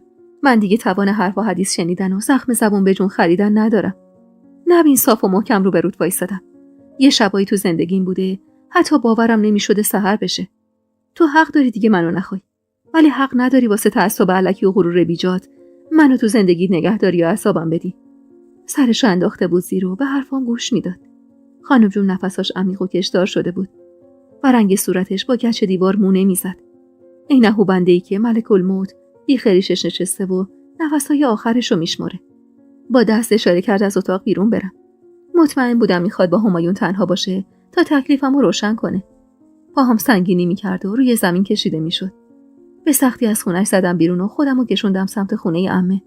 جایی که حتی نفس کشیدنم واسم عذاب‌آور بود. دلم میخواست همینجور لخ لخ کنان اونقدر پاور دارم تا برسم به اتاقک سرایداری ته حیاط مدرسه روستا و تو تاریکی تا خود صبح خودمو بغل کنم. دلم یه خلوت چند روزه میخواست تا یادم بره نگاه‌های سنگین این جماعتو. پام رو پله‌های اتاقک بالا خونه عمه بود. هی دختر، خیال نکن با این حرفا تونستی دل منو به رحم بیاری تا ببخشمت. سرطان مرطانم داشته باشی من یادم نمیره تو 10 سال از عمر بچه‌مو تلف کردی. بی حال و کرخ برگشتم سمت صداش. دم پله‌ها وایساده بود و دست به کمرش زده بود. چشمای ریزش قرمز و پفتار شده بود و من فهمیدم واسه حالم اشک ریخته. اما تخمین اونقدری اهمیت نداشت که بخواد جوونی بچه‌شو فداش کنه. یه کاری کن هرچه زودتر طلاقت بده. خودمم آقا تو راضی میکنم که سرتو از تنت جدا نکنه. فقط هر چی زودتر شرتو از زندگیش کم کن. عمه مستقیم غرورمو نشونه گرفته بود و من خدا رو شکر کردم که اون لحظه دخترم کنارم نبود و ندید چیا به سرم اومده. با صدای گرفته‌ای لب زدم. من نمیخوام خودمو بنده زندگی کسی کنم عمه. خدا رو شکر اونقدری توانایی دارم که بتونم روی پای خودم وایسم و تا آخر عمرم تنهایی زندگی کنم. ولی شما با این حرفات، در خونه که به دست همایون باز شد باعث شد حرفام نصف نیمه بمونه و نتونم باقی حرفمو بزنم. عمه تا چشمش به همایون افتاد خودش رو انداخت تو بغلش. مادر بمیره برات که یه روز خوش تو این زندگی ندیدی. همایون با چشمای غمزده نگاه میکرد و دستشو نوازشبار پشت کمر عمه میکشید. نگاهمو ازشون گرفتم و پله ها رو 2 تا یکی رفتم بالا و در پشت سرم به هم کوبیدم. طولی نکشید که همایون وارد اتاق شد. سرمو روی زانوهاش گذاشته بودم و چشممو روی هم فشار داده بودم. صدای نفس کشیدنای تند و پرهرسش هر لحظه به هم نزدیکتر میشد. نمیتونم باور کنم که دیگه تا آخر عمر نمیتونم از تو بچه‌ای داشته باشم. یه چیزی بگو تهمینه. چشمم از هجوم اشک میسوخت ولی نمیخواستم گریه کنم و به قول عمه دل کسی رو به رحم بیارم. زل زدم تو عسلی چشماش. مادر شدم فقط به زاییدن نیست همایون. من همین الانشم مادرم. انتظار زیادی بود از همایون که بخوام کنار بیاد با مادر نشدنم و قبول کنه که میشه بدون آبستن بودن و زاییدن مادر شد. واسه آدمای این خونه و شاید خیلیای دیگه اصل و نسب و خون خیلی مهم بود. چیزی که من هیچ وقت توان ترویج دادنشو نداشتم. فقط خدا میدونه که حاضر بودم کل زندگیمو ببخشم ولی تو رو آبستن ببینم. اما انگار خدا کمر همت بسته تا نذاره من به آرزوهام برسم. نگاش غصه‌دار بود، حتی بیشتر از من یا مادرم، ولی جنس غصه‌اش فرق داشت. همایون عصای زندگی و آرزوهاشو گرفته بود و من اینو خوب میفهمیدم. اون شب همایون برخلاف شبای قبل رخت خوابشو با فاصله ازم انداخت و پشت هم خوابید. تا صبح نشستم و زانوی غم بغل گرفتم و خدا رو شکر کردم که محبوب اونقدری عاقل هست که بدون امشبو باید از دخترم مراقبت کنه. نفهمیدم کی پلکام سنگین شد و همونجور نشسته روی رخت خواب خوابم برده بود. هی تهمینه، پاشو ببینم، لنگ ظهر شده. با تکون دستای عمه لای پلکمو باز کردم. کمرم درد گرفته بود و گردنم از ترس خوابیدنم خوش شده بود. کش و قوسی به بدنم دادم و خمیازه کشیدم. صبحت بخیر عمه، چه خبر شده؟ اخماش هنوز در هم بود و جوری نگاه میکرد انگار که خوشش نمی اومدم صداش کنم. با حس شروع کرد به جمع کردن رخت خواب همایون. چه صبحی؟ لنگ ظهره. بچم 3 ساعت رفته سر کار. خانم هنوز خوابه. گیج و گنگ دور و برم و نگاه کردم. از روزی که برگشته بودم همایون حتی یه لحظه هم ازم دور نشده بود و حالا درست فردای روزی که فهمیده بود چه مشکلی دارم برگشته بود به سر کار. اخمامو در هم کردم تا بغض مزاحم توی گلوم فکر شکستن به سرش نزنه. پاشو خودتو جمع کن، 4 کلوم حرف حساب با هم بزنی. میدونستم منظورش چیه. دلم ضعف میرفت. اما باید میشستم و حرفای عمه رو گوش میدادم. رخت خواب همایون رو انداخت کنج اتاق و روبروم نشست. خودت خوب میدونی که همایون داره نزدیک به 40 سالش میشه. 10 سال از عمرش رو به خاطر تو حروم کرد. خوش ندارم باقیشم بشینه واسه تو عذاب بگیره. بچم حقشه یه زن سالم و خوشگل و خانواده دار درست درمون گیرش بیاد. دلخور نگاش کردم. من نخواستم کسی واسه زندگیم عذاب بگیره عمه. اصلا نیازی به عزادار ندارم. خب خدا رو شکر. پس خودت پیش قدم شو واسه طلاق. با آقاتم حرف زدم، حق میده به همایون. خود همایون گفت میخواد از هم جدا شه. اخماشو بیشتر از قبل درهم کرد. بچم غیرتیه. دلش نمیاد حرفشو پیش بکشه. ولی من مادر حالیم میشه. اون منتظره تو حرفشو بزنی. نمیخواد انگه بی غیرتی بهش بزنن. تو که بگی رضا میده. عین خودش اخمامو درهم کردم و از جام بلند شدم. جلوی آینه وایسادم و شروع کردم به باز کردن بافت موهام. من اشتباه 10 سال پیشم و باز دوباره تکرار نمی‌کنم عمه. خود همایون باید پیش قدم بشه واسه طلاق. همینجوریشم کل فامیل به چشم یه زن بدکاره نگاه میکنن. حالا دیگه اگه من حرف طلاقم پیش بکشم که دیگه کارم تمومه.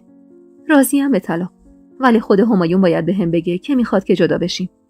جوری نگاه میکرد که انگار باورش نمیشد این زنی که روبروش وایساده همون تهمینه سادل و احمق 10 سال پیشه که با دوز و کلک انداختنش تو لجنسار این زندگی تا خودش با دستای خودش بره و هوو بیاره سرش. رو ترش کرد و از جا بلند شد. راست گفتن زن اگه یه شبم از خونش بیرون بمونه دیگه زن زندگی نمیشه. تو هار شدی تهمینه. هار. شونه رو روی موهام کشیدم و شروع کردم به بافتنش. اگه الان به پاتون میافتادم که طلاقم ندید و رضا میدادم، یه زن سالم و ترگل برگل واسه شوهرم بگیری، میشدم زن زندگی. یا اگه با گریه و آه و ناله درخواست طلاق میدادم میشدم زن زندگی. نه عمه جون. گذشت اون زمانی که شدم عروسک خیمه شبازی تو دستتون. من دیگه اینقدر مار خوردم که افعی شدم. ابروهای باریکش هشتی شد و خط اخمش عمیق‌تر. با سرانگشتش به بازوم ضربه زد. تو اگه مونده بودی سر زندگیت میشدی زن زندگی، نه که این زنای هر جایی آواره کوچه خیابون بشی و بعد از 10 سال وقتی مریض شدی برگردی. زبونش تلخ بود عین نیش مار. دندونام رو هم فشار دادم تا صدای ازم در نیاد. میدونستم بحث کردم با این زن آب در هاون کوبیدنه. ازم ناامید شد و از اتاق زد بیرون. فشار زیادی روم بود. نمیخواستم کم بیارم. شاید یه زمانی با بیفکری و بی‌درایتی تصمیم غلط پشت تصمیم غلط گرفته بودم. ولی این بار نمیخواستم اشتباه کنم. لباسمو عوض کردم و رفتم دنبال مارال. و دوتایی رفتیم پیش مادرم. از ورم چشماش و دستمالی که دور سرش بسته بود میشد فهمید تمام شب گریه کرده. آقام واسه نهار نگهمون داشت و من میدونستم مهر و محبت تو نگاهش بیشتر رنگ ترحم داره تا مهر پدری. میدونستم عمه نمیذاره همایون بیاد دنبالم. واسه همینم بعد از نهار خودخواسته برگشتم خونه عمه. این دفعه کمر همت بسته بودم واسه بازنده نبودن. وسط اتاق دراز کشیده بود که با مارال وارد اتاق شدیم. شد که دست از رو چشماش برداشت. فکر میکردم دیگه نیای. به زور جلوی پوزخندمو گرفتم. چرا نیام؟ فقط خواستم چند ساعتی کنار پدر و مادرم باشم که کمتر قصه حالمو بخورن. مارال گوشه اتاق بی حرف نشست و منم کنار همایون زانو زدم. میگم همایون، پس کی قراره خونه رو بسازی؟ اینجا خیلی جامون تنگه. خیره نگام کرد. ولی سری خودشو جمع کرد. دستم خالیه. حالا نمیتونم کاری کنم. دیگه اونقدر عقلم کار میکرد که بفهمم اینا همه بهونه است واسه رسوندن کار به استخون من. همایون با هم سرد رفتار میکرد و سعی داشت هر جور شده منو از زندگیش بیرون کنه. گرچه من چندین سال پیش درست روزی که روی تخت مریض خونه افتاده بودم و از درد به خودم میپیچیدم و چشم انتظارم به راه همایون کور شده بود، از این زندگی بریده بودم و دلم نمیخواست بهش برگردم. بریده بودم از این زندگی چون دقیقاً روزایی که باید کنارم میبود نبود و من قد یه عمر از تنهایی و بیکسی عذاب کشیدم. این زندگی به من ثابت کرده بود که همایون مرد روزای سخت و تلخ نیست. همایون فقط هم پای راه صاف و بی‌پستی بلندیه. همچین که یه چاله هر چند کوچیک سر راهمون سبز میشد، چنان از زیر بار مسئولیت چونه خالی میکرد که من له میشدم از بیکسی. ولی این تو بمیری، از اون تو بمیری یا نبود. این بار قصد نداشتم بازنده میدون باشم و اینو عمه و همایونم خوب فهمیده بودن. 1.5 ماه تو اتاق که بالا خونه عمه سر کردیم. دخترم تو اتاق اذیت میشد و من میدیدم که هر روز بیشتر از روز قبل تو خودش فرو میره. ولی مجبور بودم دندون سر جیگر بذارم تا تکلیف زندگیم روشن شه. عمه هر روز یه درد سر واسم درست میکرد. گاهی اونقدر رو اعصابم راه میرفت که حس میکردم هر لحظه ممکنه کم بیارم و تنها به طاقتم پاره بشه. اوایل بهمن ماه بود. همایون کله سحر از خونه زده بود بیرون و عمه هم نبود. لقمه نون و کره‌ای واسه مارال گرفتم و لقمه‌ای هم گوشه لپ خودم گذاشتم. واسه فرار از فضای خفقان‌آور این خونه، به محض اینکه همایون میرفت، من و مارالم میدویدیم سمت خونه آقام. مامان، من هر شب خواب داداش شوفانو میبینم. روبروش سانو زدم و دستی به صورت سفیدش کشیدم. قول میدم به زودی زود از اینجا بریم. قول میدم مامان. نمیتونستم به سوالاتش در مورد طوفان جواب بدم، چون خودمم قد اون تو بیخبری دست و پا میزدم. مارال با دختر محبوب خو گرفته بود و بیشتر وقتشو تو خونه اونا سپری میکرد. به محض اینکه ناشتایی خوردیم مصدوم نگام کرد. مامان، میشه من برم خونه خاله محبوب اینا؟ لبخند زدم و دستشو تو دستم گرفتم و درست لحظه‌ای که میخواستم از در بزنم بیرون، سینه به سینه عمه در اومدم. چادر مشکیش روی شونش افتاده بود و دختر جوون خوش‌چهره‌ای کنارش وایساده بود. اوقور بخیر تحمین خانم. باز دوباره شال و کلا کردی؟ نگاهم میخه چشمای سیاه و کشیده‌ای دختر بود و گوشم پی حرف عمه. سخت نبود فهمیدن اینکه اون دختر کیه و اینجا چی میخواد. به زور چشم ازش گرفتم. میرم پیش مادرم. تا عمه خواسته هم باز کنه پسش زدم و پا تند کردم سمت خونه محبوبه. دلم نمیخواست پیش چشم اون دختر بیشتر از این غرورم له بشه. و شنیدم که عمه پشت سرم داد زد. آره، زود فلنگو ببند و برو، این خراب شده که خونه نیست، کاروان سراست. بیا بخور بخواب در رو. بی توجه به حرفاش مارالو سپردم به محبوبه و خودم هم رفتم پیش مادرم. توی این چند وقت اونقدر قصه حال و روز زندگی منو خورده بود که قد چند سال پیرتر شده بود، ولی رابطش با آقام عجیب جون گرفته بود. آقام کمتر میرفت کارگاه و بیشتر وقتشو خونه میمون و من به چشم میدیدم که موقع حرف زدن با مادرم یه لبخند ملیح و کمجون رو لباش میشینه. مادر قربونت بره، بچسب به زندگیت، نذار همایون باهات سرد شه. ما تو مبهوت نگاش کردم. مامان گلبانو، اونا منو نمیخوان، دارن چنگ به هر ریسمونی میزنن تا شر منو از زندگی همایون کم کنن. شما حرف از سردی میزنی؟ همون جور که سعی داشت خورده نونای ریخته شده روی فرش و با دست جمع کنه نگام کرد. هیچ میدونی چقدر طلاق سخته؟ تو هم که نه تنها درستو نخوندی که باره یه بچه‌ام به زندگیت اضافه کردی. میخوای تنهایی چیکار کنی مادر؟ سرمو خم کردم و زور زدم تو چشماش. مامان گلبانو، تو برگشتی به زندگی چون آقام خاطر تو میخواد، چون یه زن سالمی با 3 بچه. ولی من به قول خودشون صندوقچه بیدرم. شاید حالا دیگه به چشمشون در حد یه حلب روغن به درد نخورم نباشم. تو نمیفهمی من چی میکشم. دلم نمیخواد سربار زندگی کسی باشم. عمه امروز رفته دست یه دختر ترگل برگل رو گرفته آورده تا تو چشم همایون کنه. اون وقت شما از چی حرف میزنی؟ رنگش برید و مات برده نگام کرد. میدونستم طلعت بیکار نمیشینه. پوزخندی زدم. میدونستی و اصرار داری کنارش بمونم مادر؟ ناامید چشم ازم گرفت و بساط ناشتایی رو تو سینی گذاشت. من واسه خودت میگم. من آقاد مگه چند سال دیگه زنده ای؟ زن باید سایه سر داشته باشه. همینجوری تنها که نمیشه زندگی کرد. کلافه ازش فاصله گرفتم. مامان گلبانو، تو رو خدا کوتاه بیا. تو چت شده؟ غمزده نگام کرد اما چیزی نگفت. کلافه و سردرگم بودم. شرایط مملکت جوری نبود که بخوام به کار کردم فکر کنم. و تموم دلخوشیم به همون اندک پسندازی بود که توی این 10 سال جمع کرده بودم. مادرم که بساط صبونه رو برد توی مطبخ، پا شدم برم سر وقت آقا. از وقتی که دست مادرم رو تو دستش گذاشته بودم رابطش با هم جون گرفته بود و همچین بگی نگی تحویلم میگرفت. گوشه اتاق نشسته بود زیر نور آفتاب و سعی داشت نوشته‌هایی تو دفتر حسابش رو بخونه. کنارش نشستم. آقا جون. نگام کرد. نه خیلی گرم و مهربون، نه اونقدر سرد و بیروح. به کمکتون نیاز دارم. کمر خم شدش رو صاف کرد و دستی به سیبیل پرپشتش کشید. چی شده دختر؟ دست باچه لبخند زدم. عمه قصد داره واسه همایون زن بگیره. میدونید که من... اخماشو در هم کرد و حرف تو دهنم ماسید. با اجازه یکی؟ خیلی سرخود شده این طلعت. باید حتما اون روی من بالا بیاد تا دست برداره از این کارا. با دهن باز و متعجب نگاش میکردم که دفتر دستکای جلو دستشو با حرص پس زد. خوب اومد ازم اجازه گرفت. گفتم نه. تا وقتی دختر من زنشه حق نداره سرش حبو بیاره. اگه میخواد زن بگیره باید اول تهمینه رو طلاق بده. با تعجب نگاش کردم. آقا جون، شما مخالف طلاق گرفتن من نیستی؟ آه عمیقی کشید. هیچ پدری خوش نداره دخترش طلاق بگیره. ولی خب دلشم نمیخواد بچهش پاره تنش عذاب بکشه. اگه اون بار اجازه دادم طلعت واسط حبو بیاره، چون خیال میکردم بعد بچه آوردن میندازنش بیرون و تو میمونی و شوهر تو زندگیت. اما حالا رسما میخوان سوگلی بیارم واسه همایون خان. انگار که حرفای آقام رو توی خواب میشنیدم و باورم نمیشد این مرد همون مردی باشه که یه روزی قسم خورده بود لب همین ایوون سر از تنم جدا کنه. چشمم از ذوق تر شده بود یا از غصه گذشته نمیدونم. ولی اون لحظه دلم میخواست حیا و خجالت رو کنار بذارم و یه بار برای کل عمر هدر رفتم بغلش کنم. شاید اگه آقام از همون اول اینجوری پشتم در اومده بود هیچ کدوم از این بلاها سرم نمیومد. از این قبیل شایدا البته تو زندگی من خیلی زیاد بود. شایدی که اگه اتفاق افتاده بود از پسش هزاران بلا سرم نمیومد و از پس اون هزاران بلا یه نور امید به زندگیم نتابیده بود. لازم نیستی که برگردی تو اون خونه. صبر میکنم ظهر اومد میرم سر وقتش و تکلیف تو روشن میکنم. مادرت راست میگه. الان واسه تو غم و غصه سمه. حالا اینا هم هی مته به خشخاش میذارن. عین گدای محبتی که سالهای سال تشنه یه قطره عشق و محبت پدرانه بود نگاش کردم. چی باعث شده بود یهو بی هوا عین مار پوست بندازه و تغییر کنه؟ از وقتی یادم میومد همیشه با هم سرد و تلخ بود. حتی یه بارم دست محبت به سرم نکشیده بود. چه برسه به الان که باعث ریختن آبروشم بودم.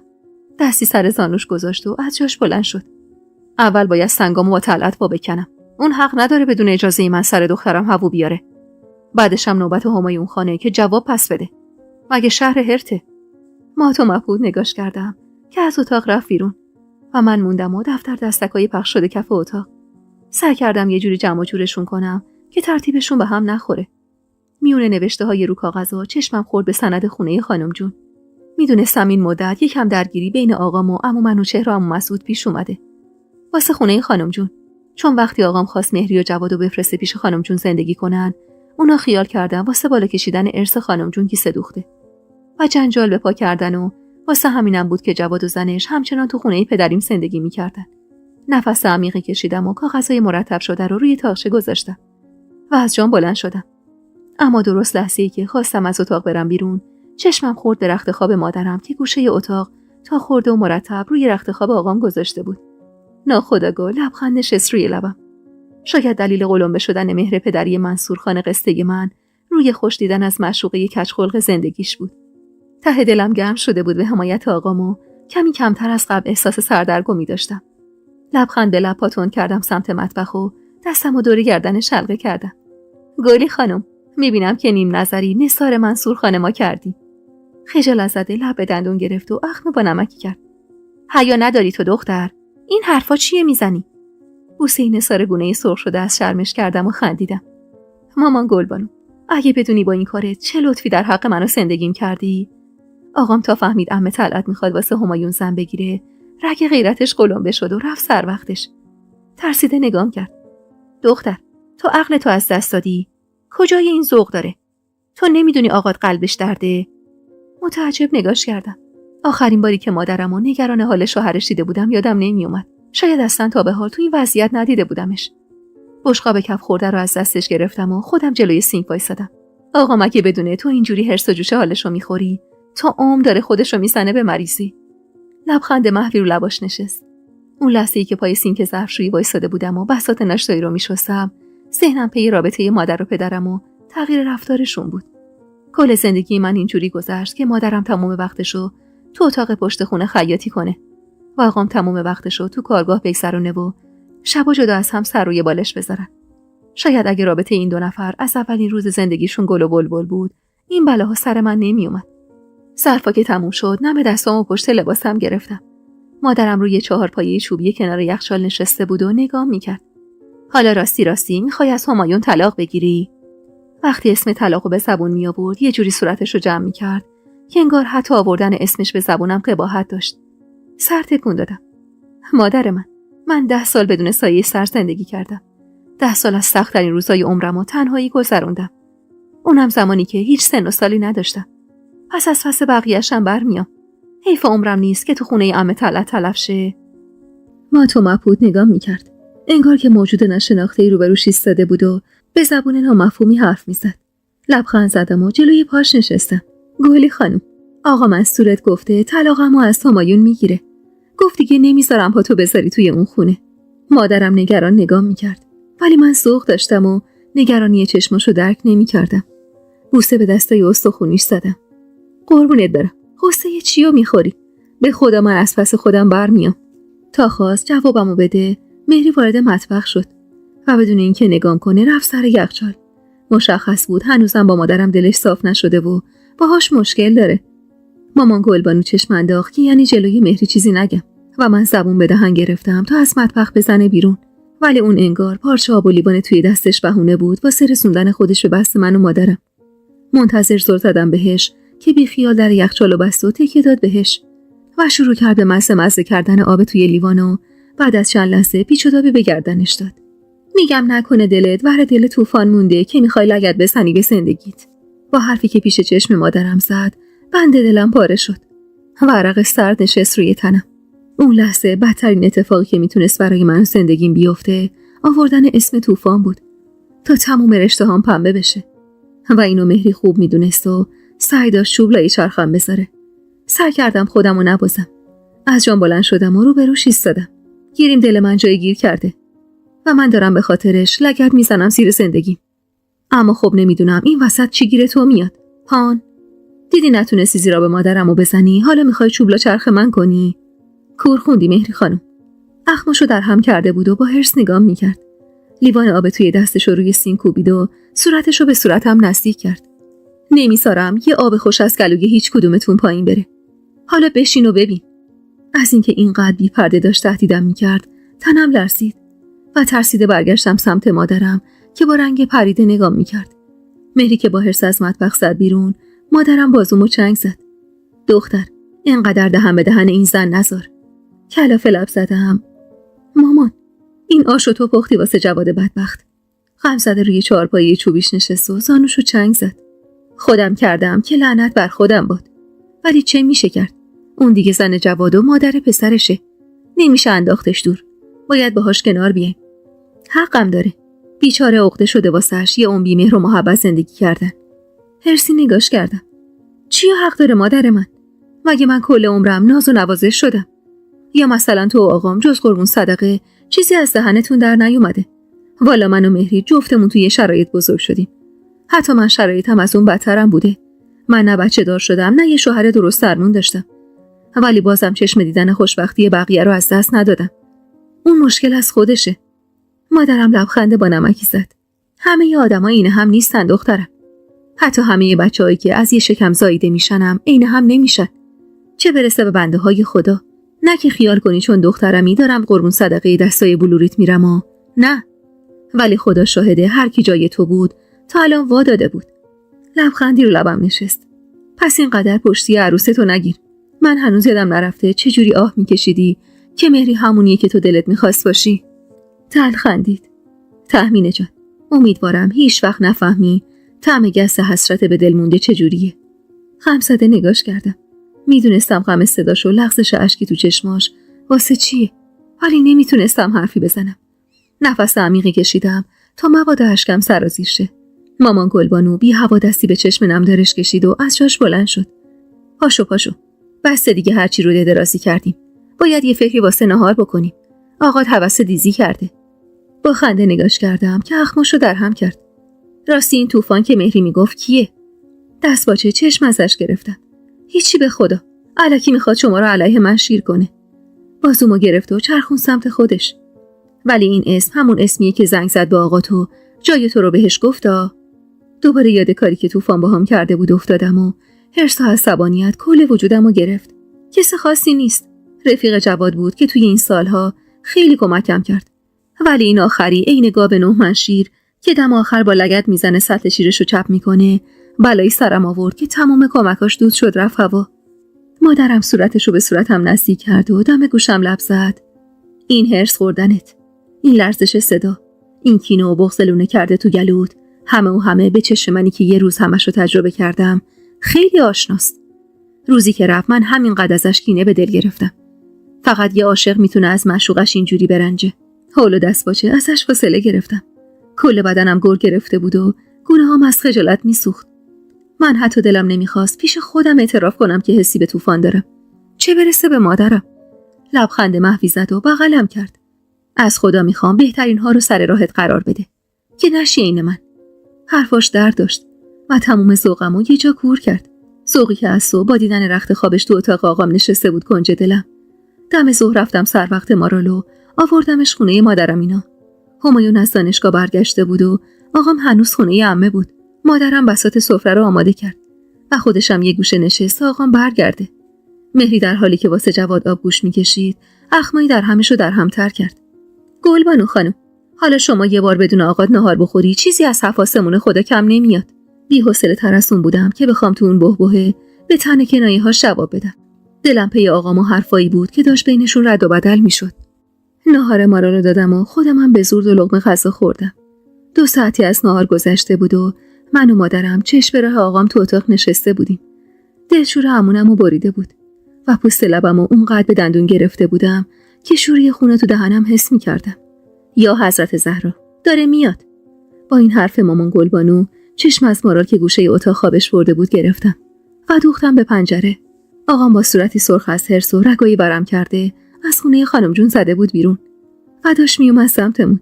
ترسیده از جا بلند شدم و پاتون کردم سمت ایوون. جوری نفس میزد انگار که از جنگ تن به تن با همایون و خانم جون برگشته بود. مامان گلبانو کنار گوشم لب زد. فعلا چیزی نگو، بذار خستگی در کنه. بعد به زور دندون سر جیگر گذاشتم تا مادرم لبخند به لب بساط نهار رو واسش بچینه و کنارش بشینه. مضطرب روبروش نشستم و سر به زیر انداختم. یه لیوان دوغ واسه خودش ریخت و یه نفس سر کشید. مرد، شکم خالی دوغ نخور، ضعف میکنی. آقام بی حرف نگاش کرد. انگار همونقدر که من تشنه محبت آقام بودم، اونم تشنه محبت مادرم بود. واسه بار اول تو زندگیم تو روی خانم جون وایسادم گلی. لقمه سنگک و گوشت کوبیده تو دست مادرم خوش شد. مامان گلبانو که معلوم بود از حرف آقام حسابی وحشت کرده، لقمه تو دستشو جلوی دهن آقام گرفت. اول نهارتو بخور، بعد حرف میزنی. آقام پکر رو گرفته بود، ولی رو حرف مادرم حرف نیورد و لقمه نسبتاً بزرگشو گوشه لپش گذاشت. هوا دهن پر لب زد. نفرینم کرد. گفت یه روز خوش نبینم اگه قبح طلاقو از تو خاندانش بردارم. ترسیده آب دهنمو قورت دادم. آقام مظلومانه نگاهی به مادرم انداخت. گلی، اون مادرمه. اگه نفرینم کنه چی؟ مادرم دست باچه لبخندی زد. منصور جان، اونم حتما عصبی بوده، یه چیزی گفته. تو که میدونی خانم جون چقدر خاطر همایونو میخواد. نخواسته مهر طلاق بخوره تو سجلش. آقام عصبی شد. پس من چی بگم؟ یه دونه دخترمو اسیر دستشون کردن. الانم میخوان اونقدر زجرش بدن که زبونم لال جلوی چشمم جون بده. از حرفی که با حرص و بغض میزد دلم لرزید.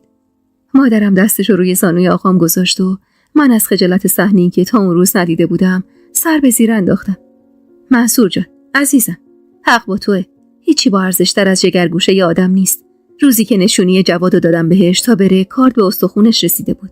خونشو کرده بودن تو شیشه و حتی نمیخواستن بذارن درسی که اون همه واسش زحمت کشیده بخونه. میدونستم کارم غلطه، ولی چاره‌ای نداشتم. آبروی خودم و شوهرمو گذاشتم کف دستش تا با خودش ببره. تو هم الان کارت اشتباه نیست. آدم باید قلبش از سنگ باشه تا راضی بشه به خاطر حرف این و اون بچهش عین شمع جلوی چشمش آب شه. لقمه گوشه دهن آقام مونده بود و مات و مبهوت به مادرم نگاه میکرد. گلی، تو میگی چی کار کنم؟ ناباورانه سر زدم به دست آقام که روی دست مادرم نشسته بود.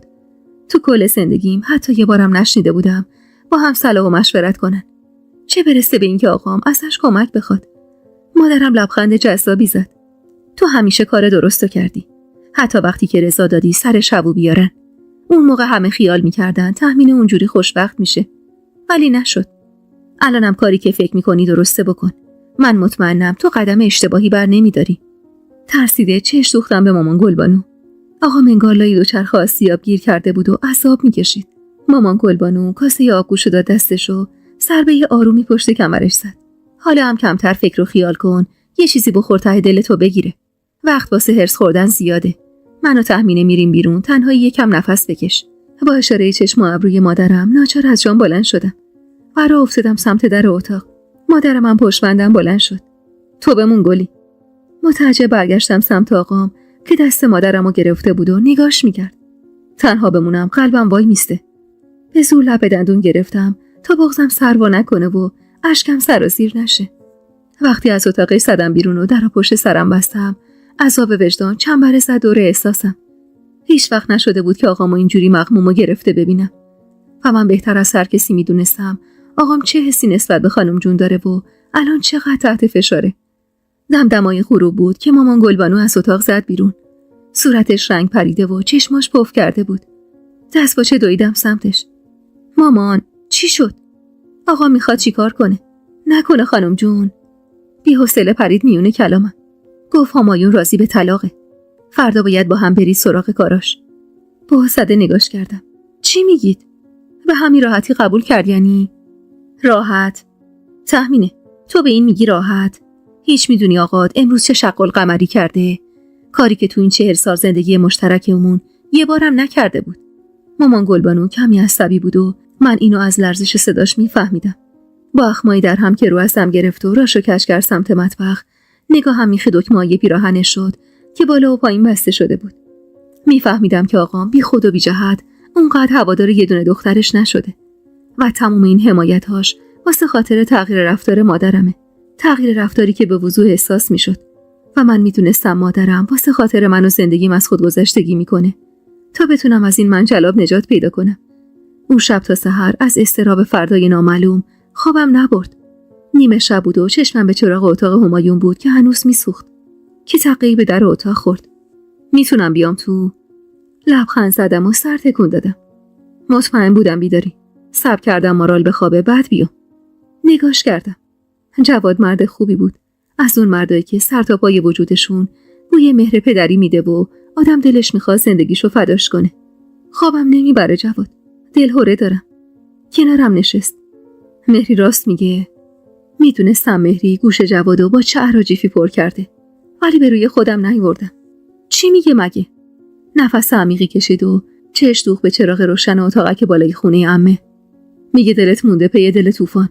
واسه همینم لگد زدی زیر بخت و اقبالت. خندیدم. تو چی فکر میکنی جواد؟ بی حرف زور زد بهم. سیاهی چشماش با آقام مو نمیزد. طوفان خیلی آدم خوبیه. ولی تهمینه. همایونم خاطر تو میخواد. خیلی هم میخواد. آه عمیقی کشیدم و چشمامو رو هم فشار دادم. همایون خاطر خواهیشو به من ثابت کرده. آخه چه عشقی داداش من. چه کشکی. عشق یعنی تویی که به خاطر زنت از همه چیت میگذری. عشق یعنی آقام که به خاطر مادرمون تو روی خانم جون وایساد. عشق یعنی اینا. نه همایونی که حتی واسه خاطر من قدم از قدم بر نمیداره. حالا اگه دردت حرف مهری و ترس عشقم به طوفانه که باید بگم نه. دل من پی دل کسی نیست. مگه 10 سال پیش که از این زندگی بریدم و رفتم طوفانی در کار بود. انگار که متقاعد شده باشه آروم نگام کرد. هیچ میدونی زندگی بدون شوهر چقدر سخته؟ اونم تو این خونه. تلخ خندیدم. 12 ساله که شوهر کردم داداش. 10 سالشو تنهایی سر کردم. والا اون 10 سال به سختی 2 سال اولش نبود. جواد، من یه مادرم. میخوام وقتی دخترم بزرگ شد بهش بگم عین من باش. نه که مثل مادرم بنالم که عین من نباش. جواد خندید و سر تأسفی تکون داد. دختر، حالا هی این 4 کلاس سوادتو به رخ ما بکشا. آقام گفته فردا منم باهات بیام. آفتاب نزده حاضر شو که بریم. میگن توافقی باشه کارش زود حل میشه. ایشالا که همایون از دنده شب بلند نشه. خیال تخت. اون از خودشم هست که زودتر این صندوقچه بیده رو از خونش بندازه بیرون. جواد که رفت زانوهامو بغل کردم و چشمامو بستم. یه روزی توی این اتاق تا خود صبح پلک رو هم نذاشتم از ذوق وصلت با همایون و حالا از دلهره جدایی ازش خواب به چشمم نمی اومد. نور خورشید که از پس پرده توری پنجره تابید به صورتم پلکامو از هم وا کردم.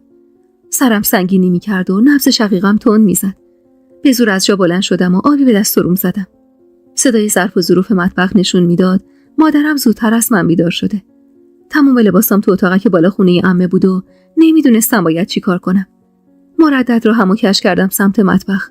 مامان گلبانو همون جور که داشت تخم مرغ توی دستشو توی تاب میریخ نگام کرد. تو که هنوز حاضر نیستی دختر. یالا بجم که دیر شده. خجالت زده سر به زیر انداختم. دلم نمیخواد برم خونه عمه لباس عوض کنم. مادرم انگار که تازه یادش افتاده باشه من تموم وسیله هام اونجاست. چشماشو رو هم فشار داد. ای خدا لعنتت کنه طلعت. بیا بریم یکی از لباسای منو تنت کن. بهتر از این رنگ رو رفته هاست.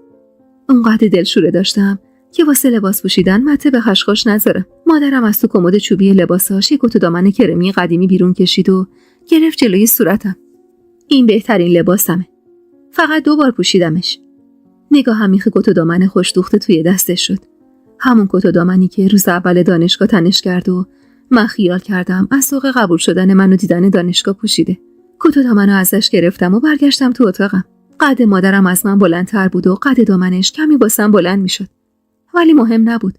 اونقدر رنگش به پوستم میومد که بلندی قد دامنش دلو نزنه.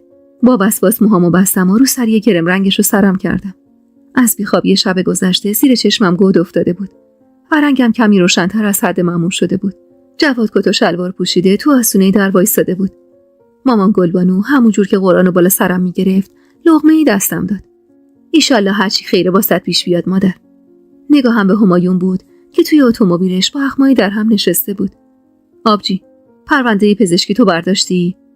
نگاش کردم. نه، خونه عمه است. کلافه نفسشو بیرون داد. عیب نداره. امروز فقط درخواست میدیم. ولی اگه اون باشه کار جلو میفته.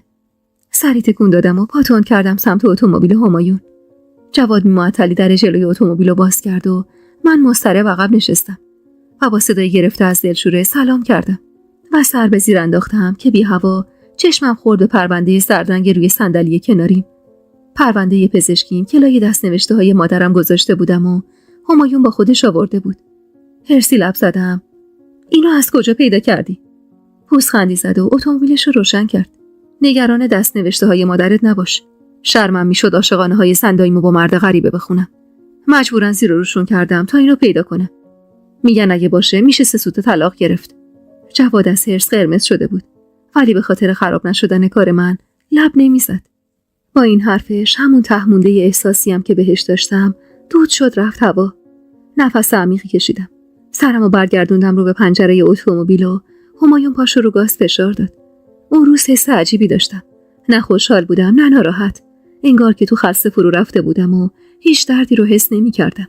جفتمون درخواست طلاق توافقی دادیم و همایون پرونده پزشکیمو صمیمی درخواستش کرد. با اینکه همون چیزی بود که خودم می‌خواستم. ولی حس کردم با این کارش غرورم خدشه‌دار شد و دلم بیشتر از قبل ازش رنجید. درخواست طلاقش واسه نقصم تا آخر عمر حک شد روی قلبم. صلح نشده بود که کارمون تموم شد. کنار جواد وایسادم و بیخ گوشش لب زدم. میشه خودمون دوتایی برگردیم؟ توی اتومبیل اون احساس خفگی میکنم. مغموم نگام کرد و سر تکون داد و بدون اینکه چیزی به همایون بگه دستمو گرفت و کشون سمت خیابون. هوا سرد بود و جواد حسابی خلقش تنگ بود. همونجور که اخماش در هم بود واسه اولین اتومبیل خالی دست تکون داد و منم کنارش روی صندلی عقب نشستم. سعی داشتم به حرفای همایون فکر نکنم. ولی انگار یه حس لجوجی تو سرم سعی داشت کاری کنه که هیچ وقت از یادم نره که همچین روزی چیا دیدم و شنیدم. که یادم نره وقتی قلم تو دستش گرفت و درخواست طلاق رو امضا کرد عمدن بلند نوشته هاشو میخوند تا من بشنوم و زخم بزنه به دلم. درخواست طلاق توافقی این جانب بنا به نقص جسمی زوجه خویش است. پرونده پزشکی مذکور صمیمی درخواست شد. حالم از اون بغضلونه کرده توی گلوم به هم میخورد. از اون خاطرات به ظاهر شیرینی که بی هوا میومد تو فکرم. روز عاشورا و نصریه خانم جون. همایونی که از سربازی برگشته بود و خانم جونی که با نقشه فرستادم پی دبه ترشی. نگاه مشتاق و عاشقانش. زمزمی حرفای شیرینش. عمر عشقمون چطور اینقدر کوتاه بود. نفسی عمیق شبیه به آه کشیدم و چشمم رو هم گذاشتم. آه نکش که اون آدم لیاقت آه کشیدنم نداره. جواد بود که صداش از بغض گرفته بود. با خنده نگاش کردم. تا دیشب که تو لشکر اون بودی داداش. طرفداریشو میکردی. میگفتی خاطرمو میخواد. چی شد یهو؟ غمزده و مظلوم نگام کرد. همایون خودخواه‌ترین آدمیه که تو کل زندگیم دیدم. البته بعد از خانم جون. به خدا از صبح دارم به این فکر میکنم که اگه من جای همایون بودم و مهری این مشکلو داشت چیکار میکردم؟ به خداوندی خدا قسم تحمینه من به هیچ وجه حاضر نبودم این کارا رو با زنم عشقم کسی که عاشقشم بکنم. تلخ خندیدم. فرق شکمسای طلعت و گلبانو همینه دیگه. تربیت دست طلعت میشه یه مرد خودخواه و خودپسندی عین اون و تربیت گلبانو میشه یکی عین تو. ما توی این زندگی هر چی یاد نگرفتیم آدم بودن و خوب یاد گرفتیم جواد. بی حرف نگام کرد و یهو سرمو تو بغلش گرفت و به سینه‌اش چسبوند.